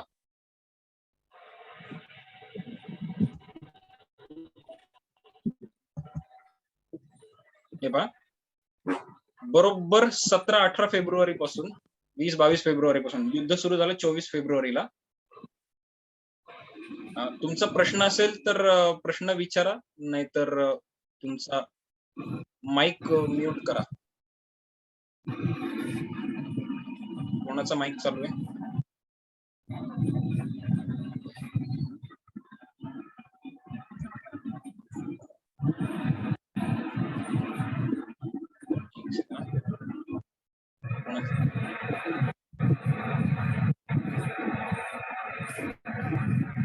तर कोणाचा तरी माईक चालू आहे? तुमचा माईक चालू असेल तर ओके. मी परत तुम्हाला चार्टवर नेतो. हे पहा 24 फेब्रुवारीला युद्ध चालू झालं, पण गव्हाचे भाव इंटरनॅशनल मार्केटमध्ये हे 800. आता हे डॉलर्स मध्ये आहेत का कुठल्या करन्सी मध्ये आहेत हे मला आत्ताच्या क्षणी माहिती नाहीये. हे इंटरनॅशनल मार्केटमध्ये आहेत, पण आपल्याला नक्की इथं कळू शकतं. इथं तुम्हाला हे दिसतंय बघा, त्याची प्राइस दिसते इथं च्या इथं क्लोजिंग प्राइस आहे पहा. 837 पासून हायेस्ट हाय गेले ते 1347 पर्यंत गेले आणि आत्ताच्या क्षणी सुद्धा ते 1097च्या आसपास आहे. सो त्याच्यामध्ये नाही म्हणायला गेलं तरी 25% राईज आहे आणि ह्या दिवाळीपर्यंत तो आणखीन स्टीप वर जाणार आहे. हे मी फक्त गव्हाचं दाखवलेलं आहे. बाकीच्या अन्नधान्यांच्या विषयी मी अजून कुठलंही चार्ट तुम्हाला दाखवलेलं नाहीये. पण विश्वास ठेवा, महागाई इथून पुढे काय करू शकेल हे नाही सांगता येत. आणि हे मी अशासाठी सांगतो, आता रशिया आणि युक्रेनचं युद्ध चालू आहे. जगाच्या 35% गव्हाचा एक्सपोर्ट रशिया, युक्रेन आणि कझाकिस्तान हे 3 देश मिळून करतात आणि हे तिन्ही देश तिथंच आहेत. कझाकिस्तान हा रशियाच्या दक्षिणेला असलेला देश आहे. तो अजून युद्धामध्ये सामील नाहीये, पण तो रशियाचा मित्र देश आहे. जगाचं 25% फॉस्फेट म्हणजे फॉस्फेटची रिलेटेड जी खतं आहेत ना, त्याच्यासाठी लागणारं फॉस्फेट नाही, पोटॅश, फॉस्फेट ही खतांशी रिलेटेड जी रॉ मटेरियल्स लागतात ना, ही रशिया आणि युक्रेन या 2 देशांमधनं 25% एक्सपोर्ट होतो अख्ख्या जगाला. सो 25% खतांचा साठा कमी होणार आहे. रशिया आणि युक्रेनमध्ये आता गव्हाच्या पेरणीचे दिवस आहेत. युक्रेनमध्ये आता पेरणी थांबलेली आहे. अख्ख्या जगाचा 10% एक्सपोर्ट गव्हाचा एकटा युक्रेन करतो. आता तिथं शेती थांबलेली आहे. विश्वास ठेवा, तुम्ही विचार करा ह्याच्यातून पुढे काय होणार आहे. मी नोव्हेंबरमध्ये तांदूळ घेऊन ठेवायला सांगितलेले होते माझ्या सगळ्या ओळखीच्या लोकांना, जे इनर सर्कल मधले लोक आहेत त्यांना. आणि तुम्हाला रिसेंट एक बातमी दाखवतो.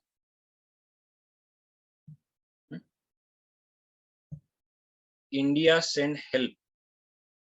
India sends aid to Sri Lanka. इथे मी एडच्या ऐवजी राईस लिहितो. हे पहा, आता 11,000 मेट्रिक टन ही पहिली खेप पाठवलेली आहे. 5 तासांपूर्वीची बातमी. हे पहा, एका दिवसापूर्वीची बातमी आहे. मी नोव्हेंबरमध्ये सांगितलेलं होतं. न्यूज अनालिसिस मधनं अशा सुद्धा गोष्टी लक्षात येतात की इथून पुढे काय होऊ शकणार आहे.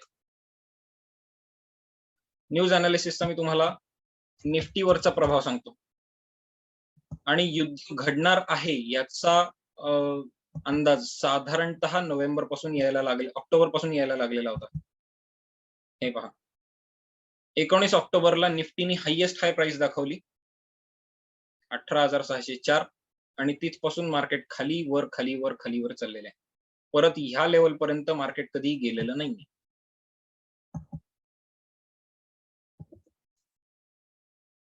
दिसतंय गेलेलं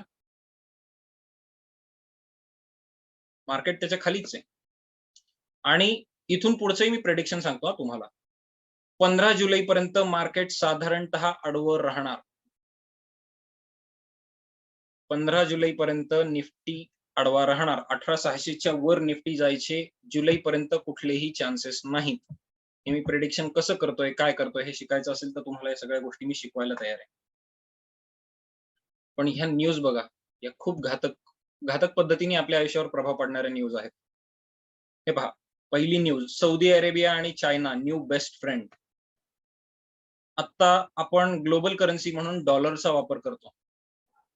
चीन आणि सौदी अरेबिया हे आता पेट्रो युआन म्हणजे इंटरनॅशनल करन्सी म्हणून चायनीज करन्सी युआन आणण्याच्या प्रयत्नात चीन आहे. भारत सुद्धा त्याच प्रयत्नात आहे. आपण आपला रुपया ग्लोबल करन्सी म्हणून प्रोजेक्ट करण्याच्या विचारांमध्ये आहे.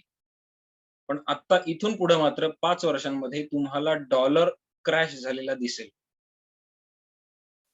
आणि डॉलरच्या अनुषंगाने म्हणजे डॉलर ज्या देशांमधनं आपल्याकडे येतात, अमेरिका असेल, ब्रिटन असेल, डॉलर आणि युरो, ह्या देशांना सर्व्हिस प्रोव्हाइड करून आज आपल्या इथल्या मोठमोठ्या कंपन्या चालतात, ज्याला आपण IT सेक्टर मधल्या टॉप कंपन्या म्हणतो. त्या कंपन्या इथून पुढच्या 5 वर्षात तुम्हाला क्रमाक्रमाने खाली पडताना दिसतील. मला या कंपन्यांविषयी कुठलाही आकस नाहीये, पण याच्यामध्ये इन्फोसिस, TCS, टेक महिंद्रा या कंपन्या मोठ्या प्रमाणात असणार आहेत. कारण यांचा मोठा रेव्हेन्यू, 50% पेक्षा जास्तीचा रेव्हेन्यू हा वेस्टर्न कंट्रीजना सप्लाय करून, सर्व्हिस प्रोव्हाइड करून, सप्लाय करून मिळवत असतात. ह्या एका न्यूजवरनं मी लावलेला अनालिसिस आहे. एका न्यूजवरनं एवढा अनालिसिस लावलेला आहे. माझं प्रेडिक्शन आहे पुढच्या 7 ते 8 वर्षांमध्ये आपल्याला डॉलर 20 रुपयाला $1 ह्या लेवल पर्यंत तो क्रॅश झालेला दिसेल. दुसरी न्यूज आहे,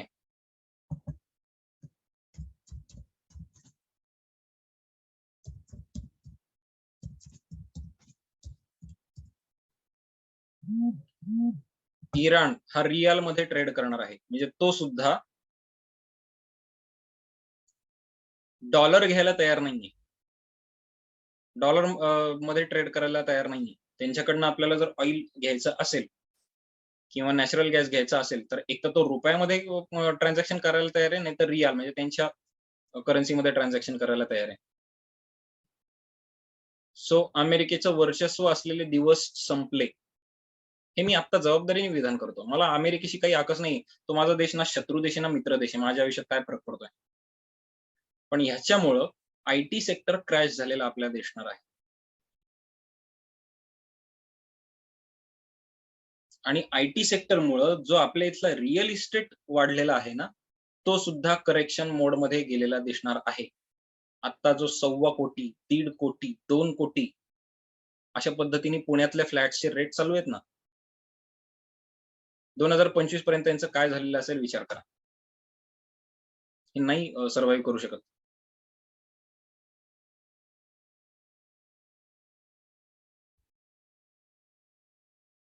ठीक आहे. माझं असं म्हणणं नाही आयटी सेक्टर अख्खा क्रॅश होईल. पण जे वेस्टर्न कंट्रीजवर अवलंबून आहेत ना, त्यांना फटका बसणार. त्यांना नवीन क्लायंट शोधावा लागणार आहे. त्यांना भारतात क्लायंट शोधावा लागणार आहे.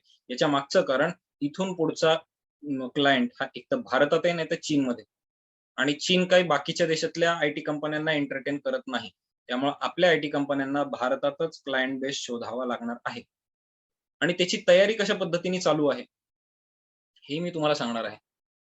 आणि ज्या कंपन्या त्या दृष्टिकोनातून पावलं टाकतायत ना, त्या कंपन्यांना कुठलीही तोशिष पडणार नाहीये. त्या कुठल्या आहेत हे सुद्धा मी तुम्हाला सांगणार आहे. ठीक आहे. इथपर्यंत गोष्टी लक्षात आल्या का तुमच्या? आत्ता काय घडतंय आणि त्याचा आपल्या आयुष्यावर कसा प्रभाव पडणार आहे? इथून पुढच्या करिअरच्या डायरेक्शन सुद्धा त्याप्रमाणे बदलणार आहेत.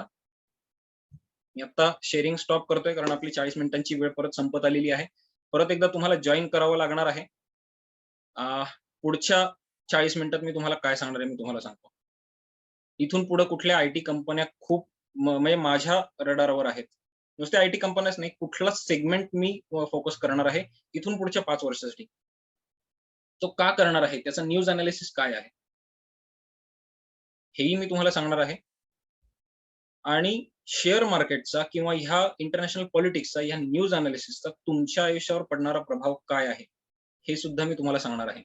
प्लस हे सगळे नवं अनालिसिस करण्यासाठी तुम्हाला काय करावं लागणार आहे, हे सुद्धा सांगणार आहे. जर तुम्हाला जाणून घ्यायचं असेल इथून पुढचा माझा फोकस कुठला आहे आणि तुम्ही सुद्धा तो फोकस कुठं ठेवायचा आहे, तर तुम्हाला जास्ती फायदा होईल.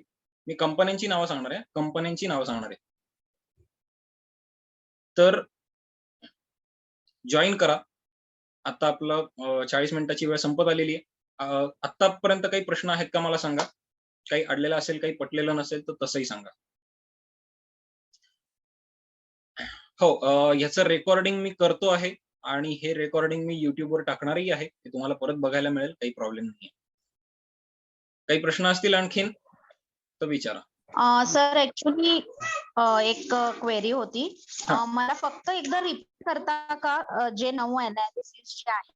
First chart, second technical, third madam fundamental. आपल्याकडं बरोबर. मी रिपीट करतो फक्त परत एकदा जॉइन करा कारण आपल्याकडची 30 सेकंदांचाच वेळ शिल्लक राहिलेला आहे. मीटिंग अचानक लेफ्ट होईल. तर परत एकदा जॉइन करा. सेम मीटिंग लिंकला जॉइन करा. मी तुम्हाला सगळे अनालिसिस सांगतो काय काय आहेत आणि त्याच्यासाठी काय करायचं तेही सांगतो. ठीक आहे? ठीक आहे. Okay, thank you. Thank you. Okay. So 9 प्रकारचे अनालिसिस कुठले आहेत परत एकदा सांगतो मी. ज्यांचा प्रश्न होता ते जॉईन झालेले आहेत का? झाले असतील तर तुमचा माईक चालू करून मला सांगा, नाही तर वेव्ह करा हात.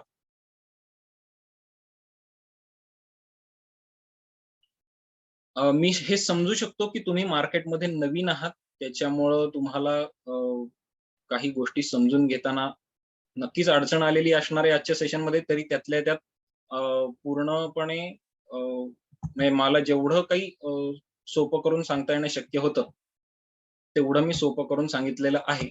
तरी सुद्धा तुम्हाला काही जर प्रश्न आले, याच्यामध्ये अडचणी आल्या तर तुम्ही मला परत फोन करून विचारू शकता, पर्सनली फोन करून विचारू शकता. मला त्याच्यामध्ये काहीही असं वाटणार नाही.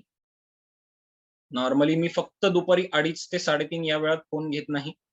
बाकी कधीही मी फोन घेत असतो. याच्या मागचं कारण की त्या वेळात माझा मार्केटचा पीक पिरियड एनालिसिसचा चालू असतो. त्यावेळेस फक्त माझे इनर सर्कल मधले लोकं मला फोन करू शकतात. तुम्ही इनर सर्कल मधले झाल्यानंतर तुम्ही त्या वेळेतही मला बिनधास्त फोन करू शकता. काही प्रॉब्लेम नाहीये.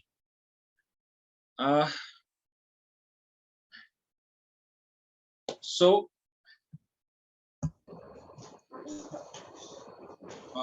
तुमचा माईक चालू आहे कोणाचा तरी. चालू असेल तर प्रश्न विचारा, काही प्रॉब्लेम नाहीये. प्रश्न नसेल तर मात्र तुमचा माईक म्यूट करा.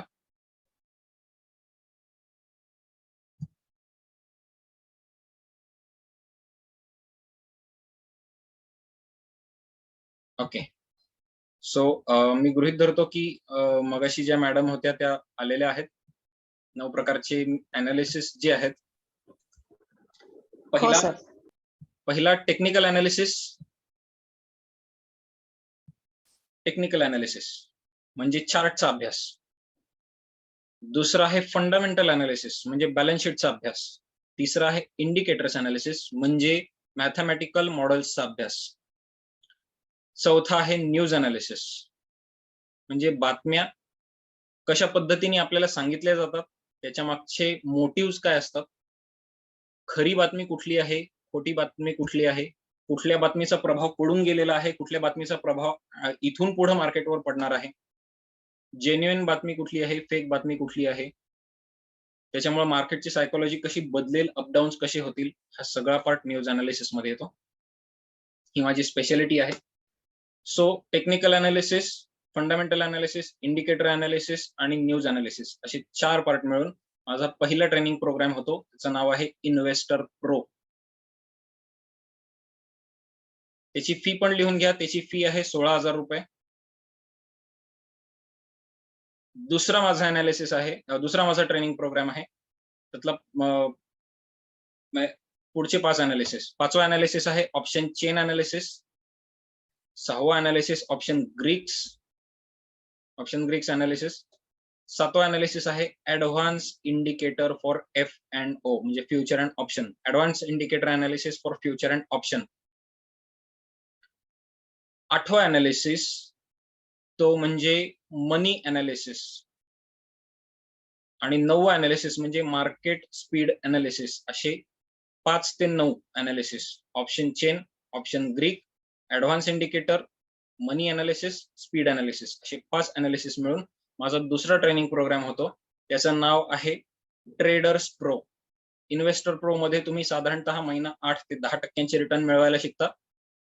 ट्रेडर प्रो मध्ये तुम्ही साधारणतः महिन्याला 40% प्लस. वर किती जायचं हे तुम्ही ठरवू शकता. 40% प्लसचे रिटर्न्स कसे मिळवायचे हे तुम्ही शिकता. ट्रेडर्स प्रोची फी माझी आहे 34,000 रुपये. दोन्ही मिळून फी होती 50,000 रुपये.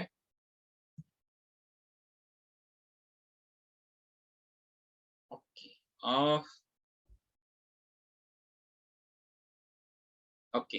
तुम्हाला मी सजेशन सांगेन, तुम्ही मला पर्सनली कॉन्टॅक्ट करा. तुम्हाला कुठे इन्व्हेस्टमेंट करायची, काय कसं मी तुम्हाला गायडन्स देईन. आता मी सांगत होतो की दोन्ही क्लासेस, दोन्ही कोर्सेस मिळून माझी 50,000 रुपये फी होती. आता गुढीपाडव्याचा महिना आहे म्हणून याच्यामध्ये तुम्हाला स्ट्रेट अवे 40% डिस्काउंट मी दिलेला आहे. 30,000 रुपयांमध्ये तुम्हाला दोन्ही ट्रेनिंग प्रोग्राम पूर्ण शिकता येतील. सगळे ट्रेनिंग प्रोग्राम हे माझे लाईव्ह मार्केटमध्ये चालतात.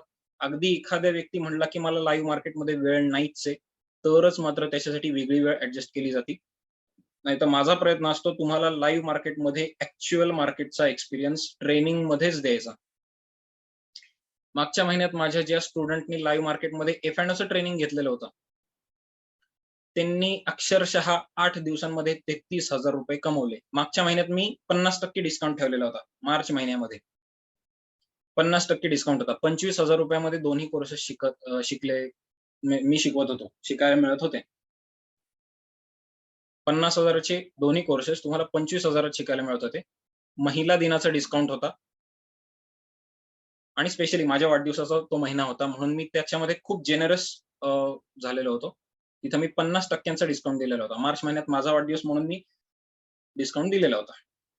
दरवर्षी देतो अशातला भाग नाही. ह्यावेळेस मला वाटलेलं होतं द्यावं म्हणून दिलेला होता. आत्ताचा एप्रिल महिना ह्याच्यासाठी तुम्हाला साधारणतः 15 दिवस ट्रेनिंग घ्यावं लागतं. लाईव्ह मार्केटमध्ये रोजचे 2 तास ट्रेनिंग चालतं. अगदी तुम्हाला मार्केटमध्ये काही माहिती नाही इथपासून शेअर मार्केट हा फक्त एक शब्द तुम्हाला माहितीये, तिथपासून मी सुरुवात करतो आणि एक्सपर्ट लेव्हल माझ्या लेव्हलपर्यंत मी तुम्हाला आणून ठेवतो. मागच्या महिन्यात माझ्याकडे ज्या मॅडम शिकायला आलेल्या होत्या त्या असंच शिकायला आलेल्या होत्या. मार्केटविषयी काही माहिती नव्हतं. शेअर मार्केट हा शब्द फक्त ऐकलेला होता, त्यातनं कमवता येतं एवढं माहिती होतं. तिथून ते 8 दिवसात 33,000 कमवण्यापर्यंत त्यांनी झेप घेतली. आणि इन्व्हेस्टमेंट त्यांनी केली होती फक्त 71,000 रुपये. त्या महिन्याला 50% जास्तीचे रिटर्न्स त्यांनी मिळवले.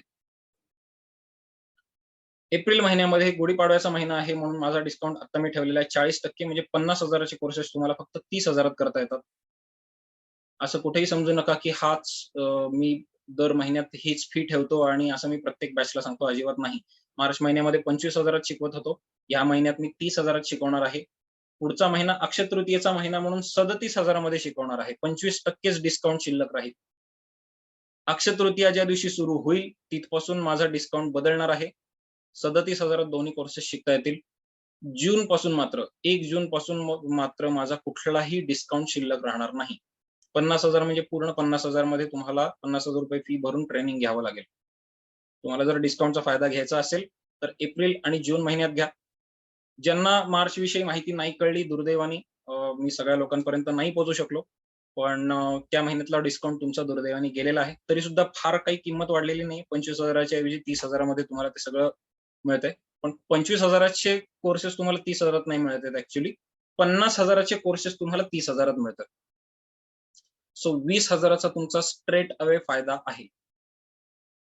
आणि तुम्ही एप्रिल महिना घालवलात तर तुम्हाला आणखीन 7,000 रुपये जास्ती पे करावे लागतील.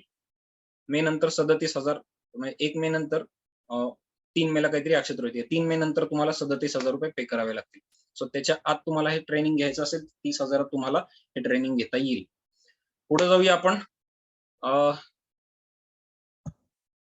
मी न्यूज अनालिसिस विषयी तुम्हाला सांगत होतो. बरं आतापर्यंत तुम्हाला जे काही मी सांगितलं त्याच्यामध्ये काही प्रश्न आहेत का? काही अडचणी आहेत का? हे मला सांगा.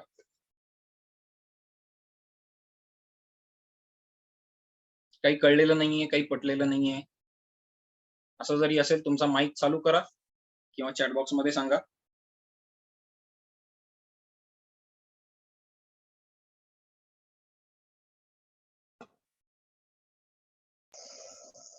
आणि मला एक क्वेरी होती सर. हा बोला. आता म्हणजे जस्ट तुमचा गायडन्स घ्यायचा असेल शेअर मार्केट चालू असताना की कुठे गुंतवावे कुठे नाही गुंतवावे तर त्यासाठी काही चार्जेस असतील तर ते सांगा. ओके. तुम्ही मला पर्सनलला मेसेज करा कारण माझ्या इनर सर्कल मधल्या लोकांना मी हे अनालिसिस देत असतो. कुठे इन्व्हेस्टमेंट करायची, किती दिवस ठेवायची, किती इन्व्हेस्टमेंट करायची, किती रुपयाला कुठल्या कंपनीचा शेअर बाय करायचा, किती रुपयाला कुठल्या कंपनीचा शेअर सेल करायचा, या सगळ्या इन्फॉर्मेशन मी देत असतो. जसं मी तुम्हाला आता लाईव्ह दाखवलं तसं हे अनालिसिस माझे पोहोचत असतात. हे इनर सर्कल मधल्या लोकांना पोहोचत असतात. त्याचे चार्जेस काही फार नाही आहेत. पण मी अगदी तोंडी आता बोलता बोलता मी तुम्हाला सांगतो. ज्यांना निफ्टीचा महिन्यातनं एक अनालिसिस पाहिजे जॅकपॉट ट्रेड त्यांच्यासाठी मी वर्षाला 7,500 रुपये चार्ज घेतो. वर्षाला 7,500 रुपये. त्याच्यामध्ये तुमची इन्व्हेस्टमेंट असते मॅक्झिमम 5,000 रुपये एका महिन्यामध्ये. लॉस झाला तर फार 1,500 ते 2,000चा लॉस होतो. प्रॉफिट झाला तर 5,000 रुपये प्लसचा प्रॉफिट असतो महिन्यातनं एक ट्रेड. आणि इक्विटीमध्ये म्हणजे इक्विटी शेअर्स मध्ये जर तुम्हाला अनालिसिस पाहिजे असेल तरी सुद्धा माझे 7,500 रुपये चार्जेस असतात. तुम्ही मला फोन करायचा, त्या पद्धतीने मी तुम्हाला इन्व्हेस्टमेंट कधी करायची, काय करायची, तुमच्याकडे फंड्स आले की तुम्ही मला सांगायचं आता या महिन्यात माझ्याकडे फंड्स आहेत, मी तुम्हाला अनालिसिस सांगतो कुठं बाय करायचं, किती बाय करायचे तर कधी सेल करायचं. ठीक आहे. फक्त तुम्ही मला तसं पर्सनलला मेसेज टाकणं गरजेचं असतं की मला इनर सर्कल मध्ये यायचंय आणि मला तुमचा गायडन्स पाहिजे. मी तुम्हाला तो गायडन्स देत असतो. पण तुम्हाला जर माझ्यासारखं एक्सपर्ट व्हायचं असेल, एक्सपर्ट म्हणजे तुम्ही जर कोर्स केले तर तुम्ही माझ्या इनर सर्कल मध्ये बाय डिफॉल्ट येता आणि तुम्ही लाईफ टाइम साठी त्याच्यामध्ये राहता. ओके. आणि थँक्यू सर. तुम्हाला नुसतंच हे पाहिजे असेल, नुसतंच जर अनालिसिस पाहिजे असेल तर दरवर्षी तुम्हाला त्याचे चार्जेस पे करावे लागतात. येस, इक्विटीसाठी सुद्धा 7,500 रुपये इयरली आत्ताच्या ह्या वर्षीचे माझे चार्जेस आहेत. पुढं जास्ती वाढले काय वाढले ते मी त्यावेळेस तुम्हाला तसे इन्फॉर्म करेन. ठीक आहे. सो मी तुम्हाला एक गोष्ट, बरं आणखीन काही प्रश्न असतील तर विचारून घ्या, काही प्रॉब्लेम नाहीये, मला आहे वेळ आपल्याकडं.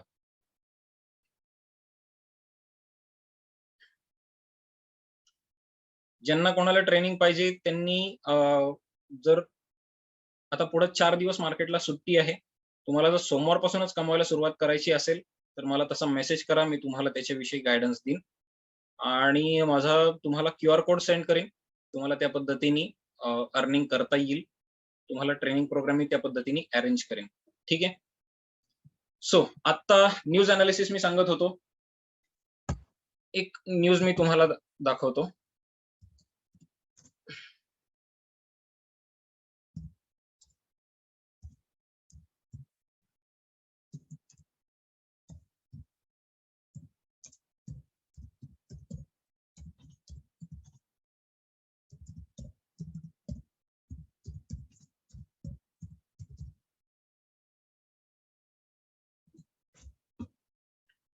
UPI payment system to challenge swift code.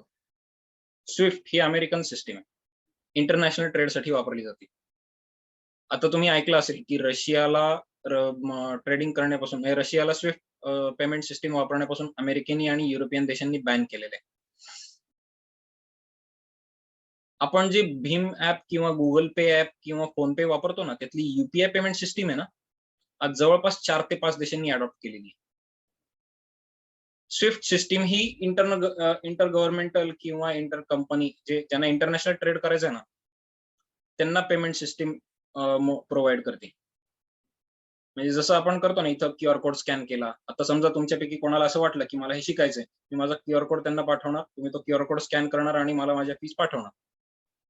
Fees पाठवणार म्हणजे काय, तुम्ही तुमच्या बँकेला मेसेज पाठवता की मला ह्या अकाउंट नंबरला एवढे एवढे पैसे ट्रान्सफर करायचे. तुम्हाला जर असं वाटलं की मला 30,000 रुपयांमध्ये हे ट्रेनिंग घ्यायचंय, तुम्ही तुमच्या बँकेला मेसेज पाठवता की मयूर गुर्जर यांना 30,000 रुपये ट्रान्सफर करा.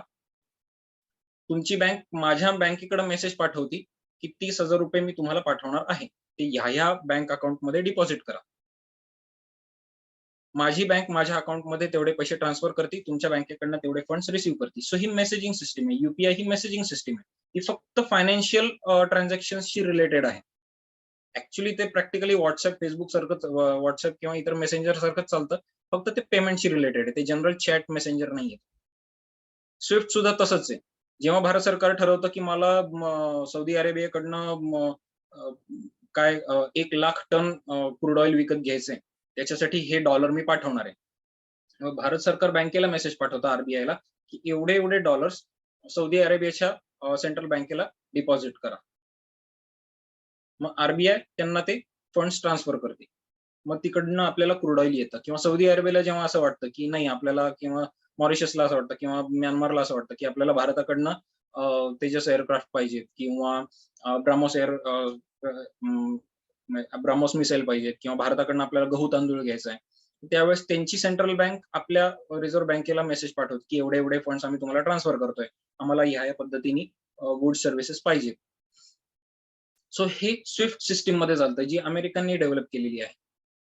पण UPI पेमेंट सिस्टीम आता इंटरनॅशनल लेवलला प्रोजेक्ट करायला आपल्या इथनं सुरुवात झालेली आहे आणि कुठल्याही क्षणी ती स्विफ्टला रिप्लेस करू शकते. कुठल्याही क्षणी म्हणजे पुढच्या अगदी 1-2 महिन्यात नाही, पण साधारणतः त्याला 2 ते 5 वर्षांचा कालावधी जाणार आहे. CIPS, Chinese international payment system नावाची सुद्धा एक सिस्टीम आहे, जी चायनाने डेव्हलप केलेली आहे. चायनाचा प्रयत्न चाललेला आहे ती इंटरनॅशनल पेमेंट सिस्टीम म्हणून प्रोजेक्ट करायचा. ज्या क्षणी लोक ती ऍक्सेप्ट करतील, तेव्हा डॉलरच्या ऐवजी चायनीज युआन हा इंटरनॅशनल करन्सी म्हणून ऍक्सेप्ट होईल. जर UPI सिस्टीम ऍक्सेप्ट केली गेली तर इंडियन रुपी हा इंटरनॅशनल करन्सी म्हणून ऍक्सेप्ट केला जाईल. चायनीज करन्सीच्या बाबतीत किंवा चायनाच्या बाबतीत लोक तेवढे विश्वास ठेवून नाहीयेत, त्यामुळं हायली प्रॉबेबल आपल्याला ती संधी आहे आणि त्या दृष्टिकोनातून आपले गव्हर्नमेंट असतील किंवा आपली आरबीआय असेल किंवा आपल्या इथल्या कंपन्या असतील खूप चांगल्या पद्धतीने पावलं टाकतात.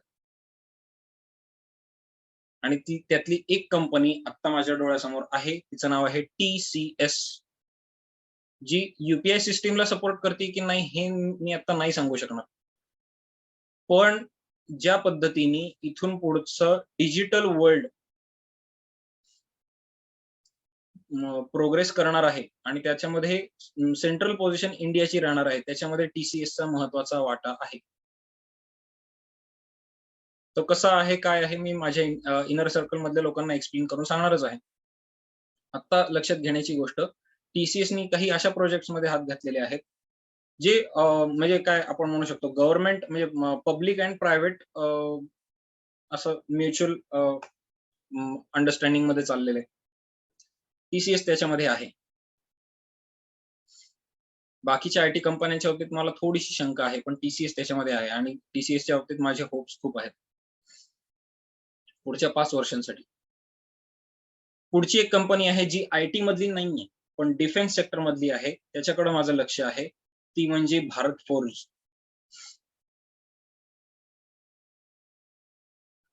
आणि फार्मास्युटिकल सेगमेंट मधली सन फार्मा ही जेनेरिक औषधं तयार करणारी कंपनी, जी नाव काय कंपनीचं? कुठली फार्मास्युटिकल? हो हो. सन फार्मा. या 3 कंपन्यांकडे माझं खूप लक्ष आहे. TCS, भारत फोर्ज आणि सन फार्मा. आणखीनही लुपिन सारख्या सुद्धा कंपन्या आहेत ज्या काही जेनेरिक मेडिसिन तयार करतात. अशा दृष्टिकोनातून मी तुम्हाला सांगतोय, पुढच्या 2025 नंतरचा कालावधी हा काही फार खास नसणार आहे. त्यावेळेस डिफेन्स आणि फार्मा सेक्टरला खूप जास्ती वॉन्टेड येणार आहे. मी पूर्ण डिस्क्लोज नाही करू शकत काय होणार आहे हे जर तुम्हाला माहिती करून घ्यायचं असेल तर तुम्ही मला तसा पर्सनली मेसेज करा आणि त्याच्या पद्धतीने कसं प्रिपरेशन करायचं हे सुद्धा मी सांगणार आहे. पुढच्या 5 वर्षांसाठी तुमचं प्रिपरेशन नुसतं शेअर मार्केट मधलं नाही, रिअल लाईफ मधलं प्रिपरेशन कसं पाहिजे हे सुद्धा मी तुम्हाला सांगणार आहे.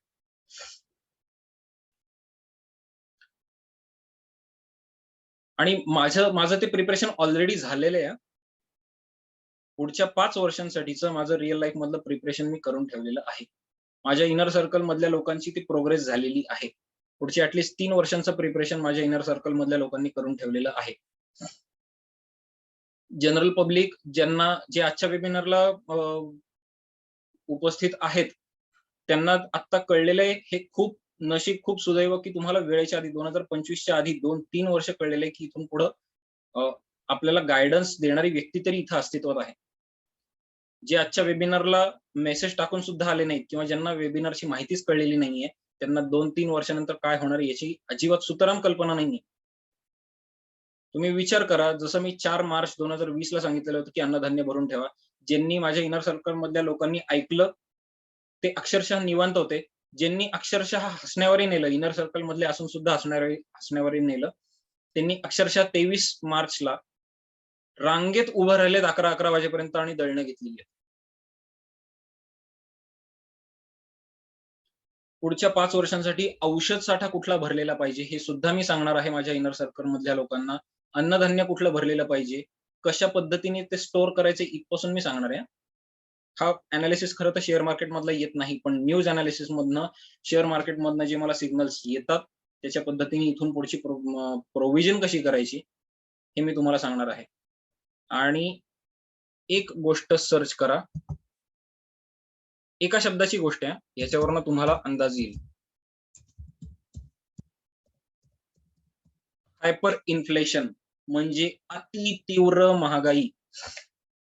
हे पहा, US इन्फ्लेशन सोर्स 8.5%. आता इंडिया मधलं इन्फ्लेशन काहीतरी 6% आसपास आहे, गव्हर्नमेंटने डिक्लेअर केलेलं.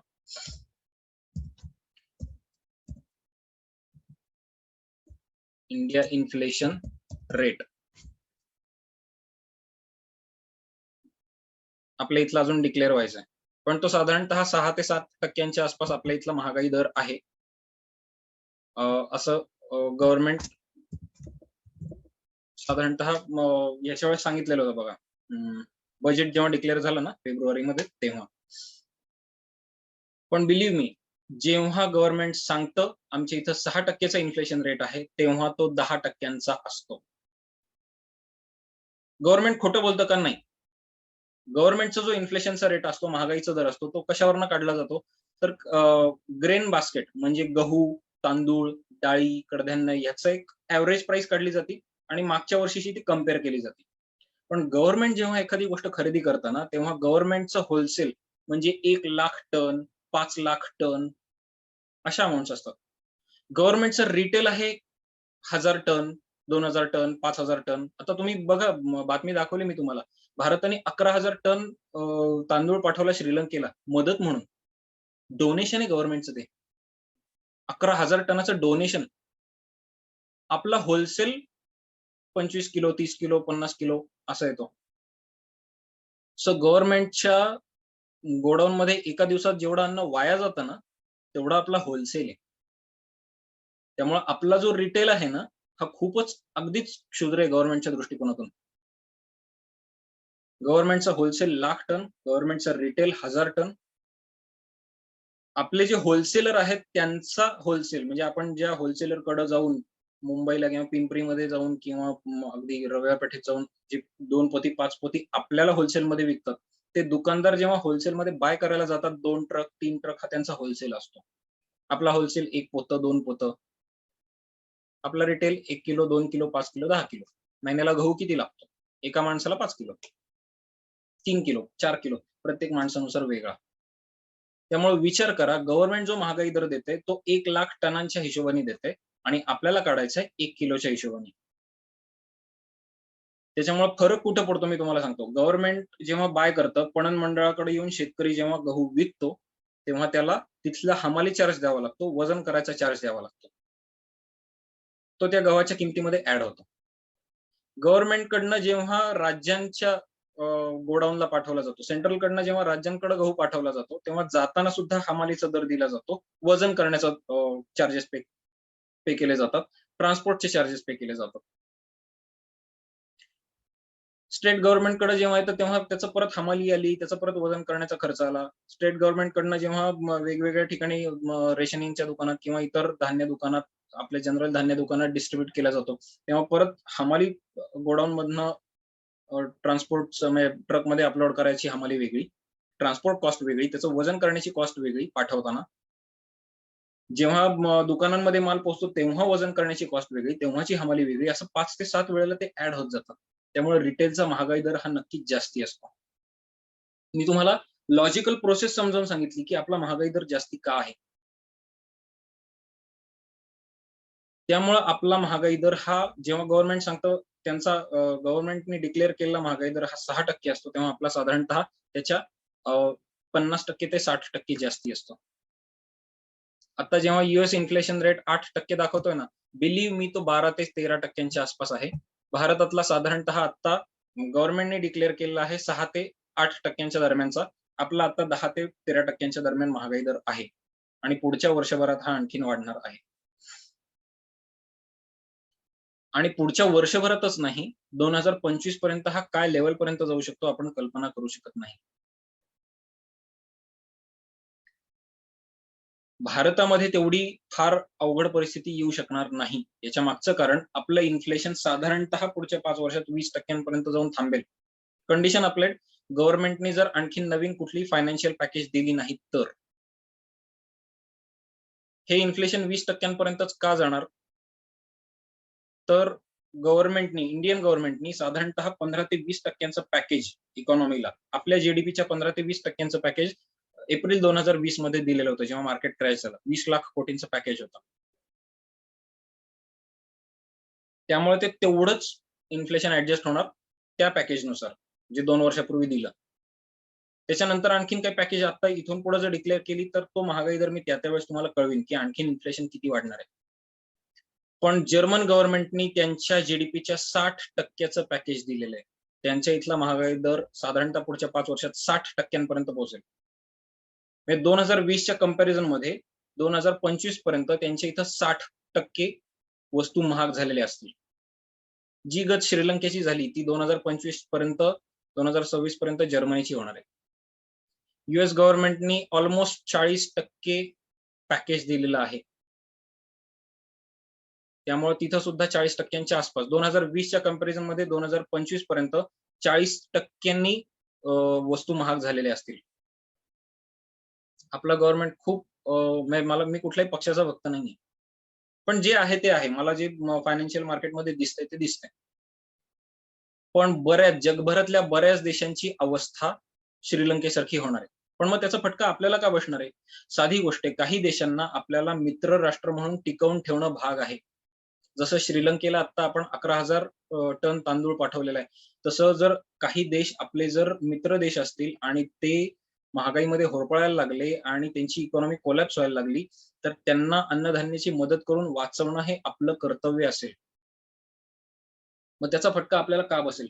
साधी गोष्ट आहे. आपण जसं मार्केटमधनं गहू किंवा तांदूळ किंवा महत्त्वाच्या गोष्टी बाय करणार आहोत, तसं इंडियन गव्हर्नमेंट सुद्धा करणार आहे. आपल्याकडचा पैसा लिमिटेड आहे. इंडियन गव्हर्नमेंट अक्षरशः लाखो कोटी घेऊन बसणार आहे. रिझर्व्ह बँकेचं चेकबुक घेऊन बसलेला माणूस आणि स्टेट बँकेचं चेकबुक घेऊन बसलेला माणूस याच्यामध्ये फरक असणार की नाही? माईक चालू करा आणि मला सांगा, फरक असेल की नाही? हो. अर्थात असणार आहे.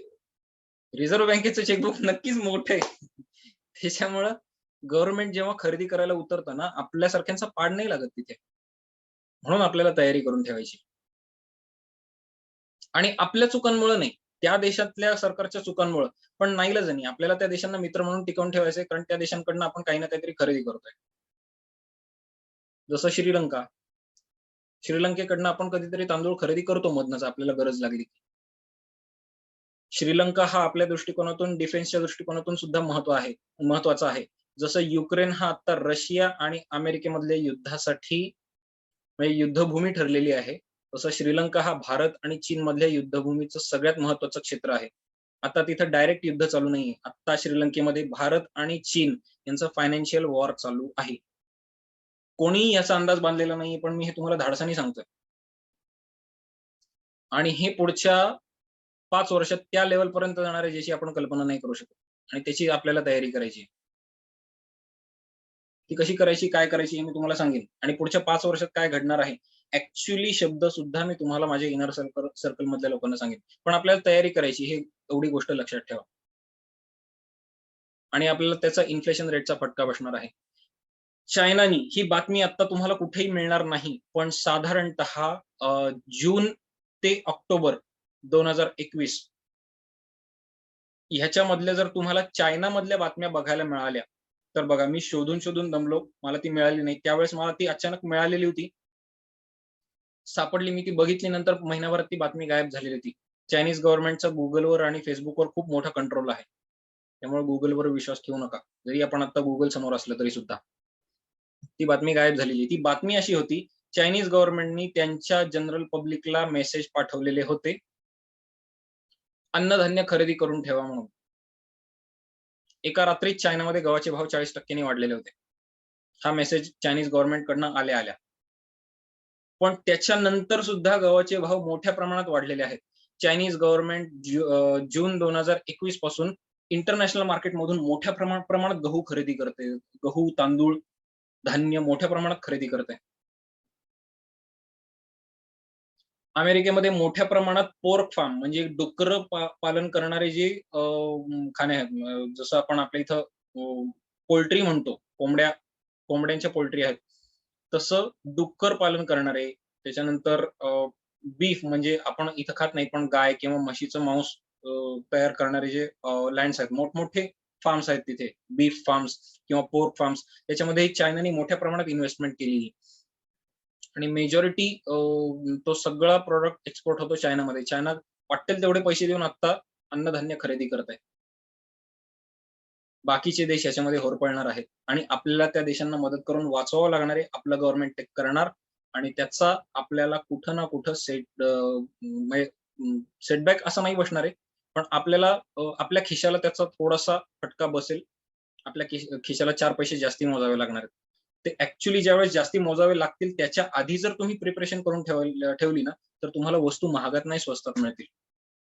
जसं मी मार्च 2020चं तुम्हाला उदाहरण दाखवलं. ठीक आहे.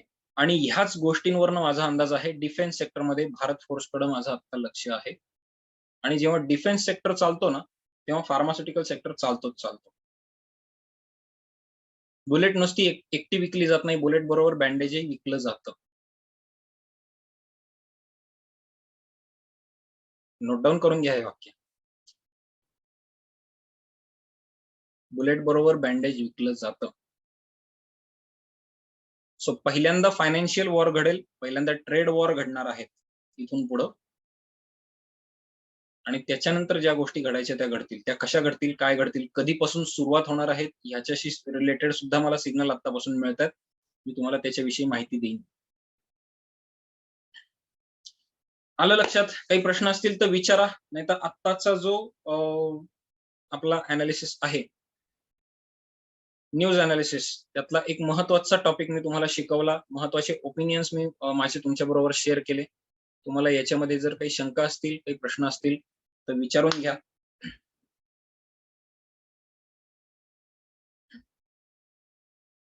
तुमचा माईक चालू करा आणि मला प्रश्न विचारू शकता.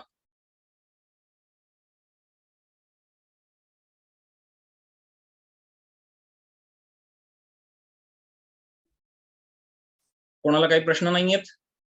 प्रश्न नसतील तर चॅट बॉक्स मध्ये क्लिअर म्हणून मेसेज टाका. प्रश्न असतील तर माईक चालू करून विचारा. जे बेसिक पासून शिकतात त्यांना पण 15-20 दिवसामध्ये सगळं समजू शकतं आणि शिकू शकतात.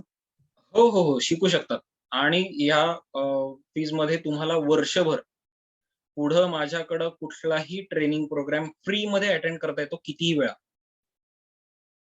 म्हणजे असं समजू नका की ह्या 30,000 मध्ये तुम्हाला एकदाच क्लास करता येणार. ह्या 30,000 रुपयामध्ये तुम्हाला हाच क्लास 12 वेळेला करता येणार. प्लस पुढं लाईफ टाइम तुम्ही माझ्या इनर सर्कल मध्ये राहणार आहात. दरवर्षी तुम्हाला रिन्युअल चार्जेस भरायची गरज नाही. पण नॉर्मली आतापर्यंत अक्षरशः 10वी-12वी झालेली लोक माझ्याकडे शिकून गेलेली आहेत आणि 15 दिवसात त्यांचं ट्रेनिंग व्यवस्थित पूर्ण झालेलं आहे. एनर्जी सेक्टरचं फ्युचर मी सांगेन तुम्हाला सर. एनर्जी सेक्टरच्या फ्युचरच्या बाबतीत खूप कॉम्प्लेक्स अनालिसिस येतात. एनर्जी सेक्टरमध्ये मी तुम्हाला सांगेन. तुम्हाला ट्रेनिंग प्रोग्राम मध्ये हा सगळा पार्ट मी कव्हर करणार आहे. प्रत्येक सेक्टर वाईज आपण कसे न्यूज अनालिसिस करतो, न्यूज अनालिसिस करण्यासाठीचे फंडामेंटल प्रिन्सिपलच मी तुम्हाला शिकवणार आहे. बाहेर तुम्हाला फक्त अनालिसिस करून दाखवलं जातो, त्याचे फंडामेंटल प्रिन्सिपल नाही शिकवले जात. मी तुम्हाला प्रिन्सिपल पासूनच सुरुवात करतो. कुठलंही सेक्टर उचला, तुम्हाला न्यूज अनालिसिस असा सहज करता येतो. बोला, आणखीन कोणाचा काय प्रश्न?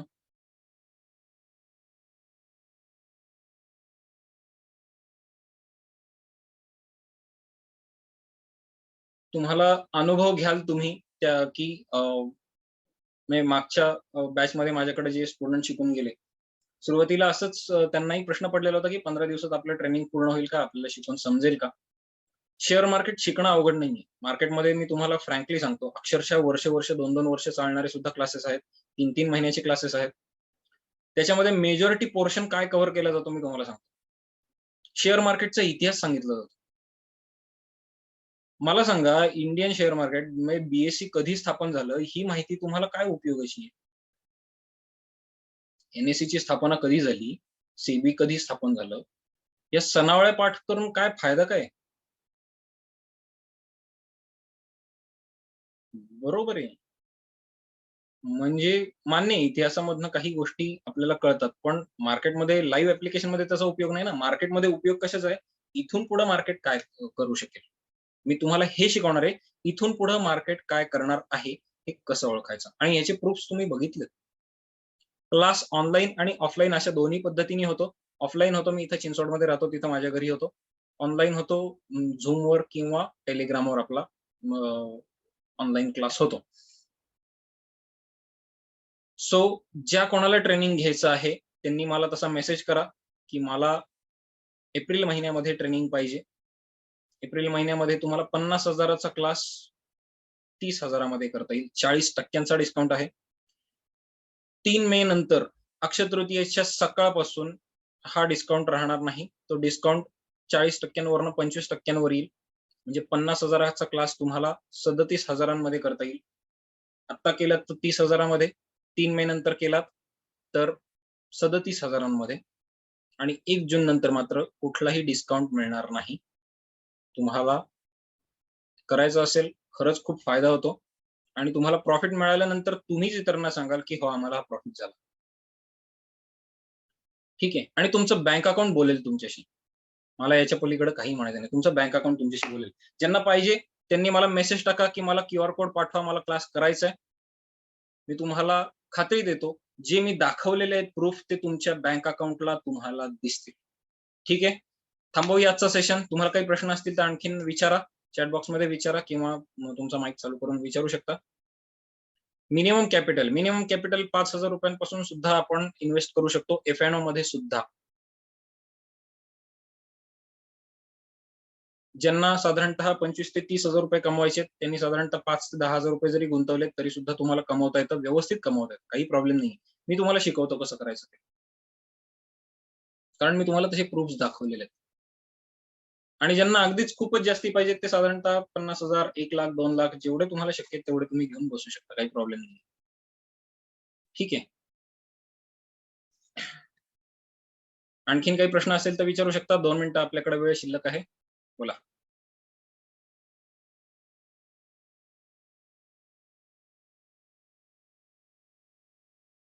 ओके.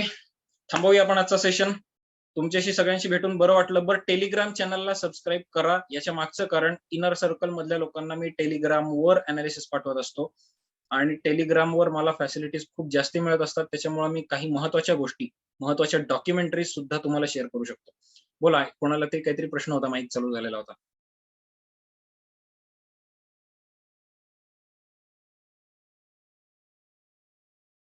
ओके. काही प्रश्न नाहीये. आपण थांबूया. आणखीन काही प्रश्न असतील तर तुम्ही मला पर्सनली फोन करा. पुन्हा जर काही वेबिनार असेल तर मी तुम्हाला त्या वेळेस कळवीन. भेटूया आपण पुढच्या वेळेस आणि ज्यांना क्लास करायचा आहे, ज्यांना प्रॉफिट कमवायचे त्यांना पण भेटूया क्लासमध्ये. Thank you.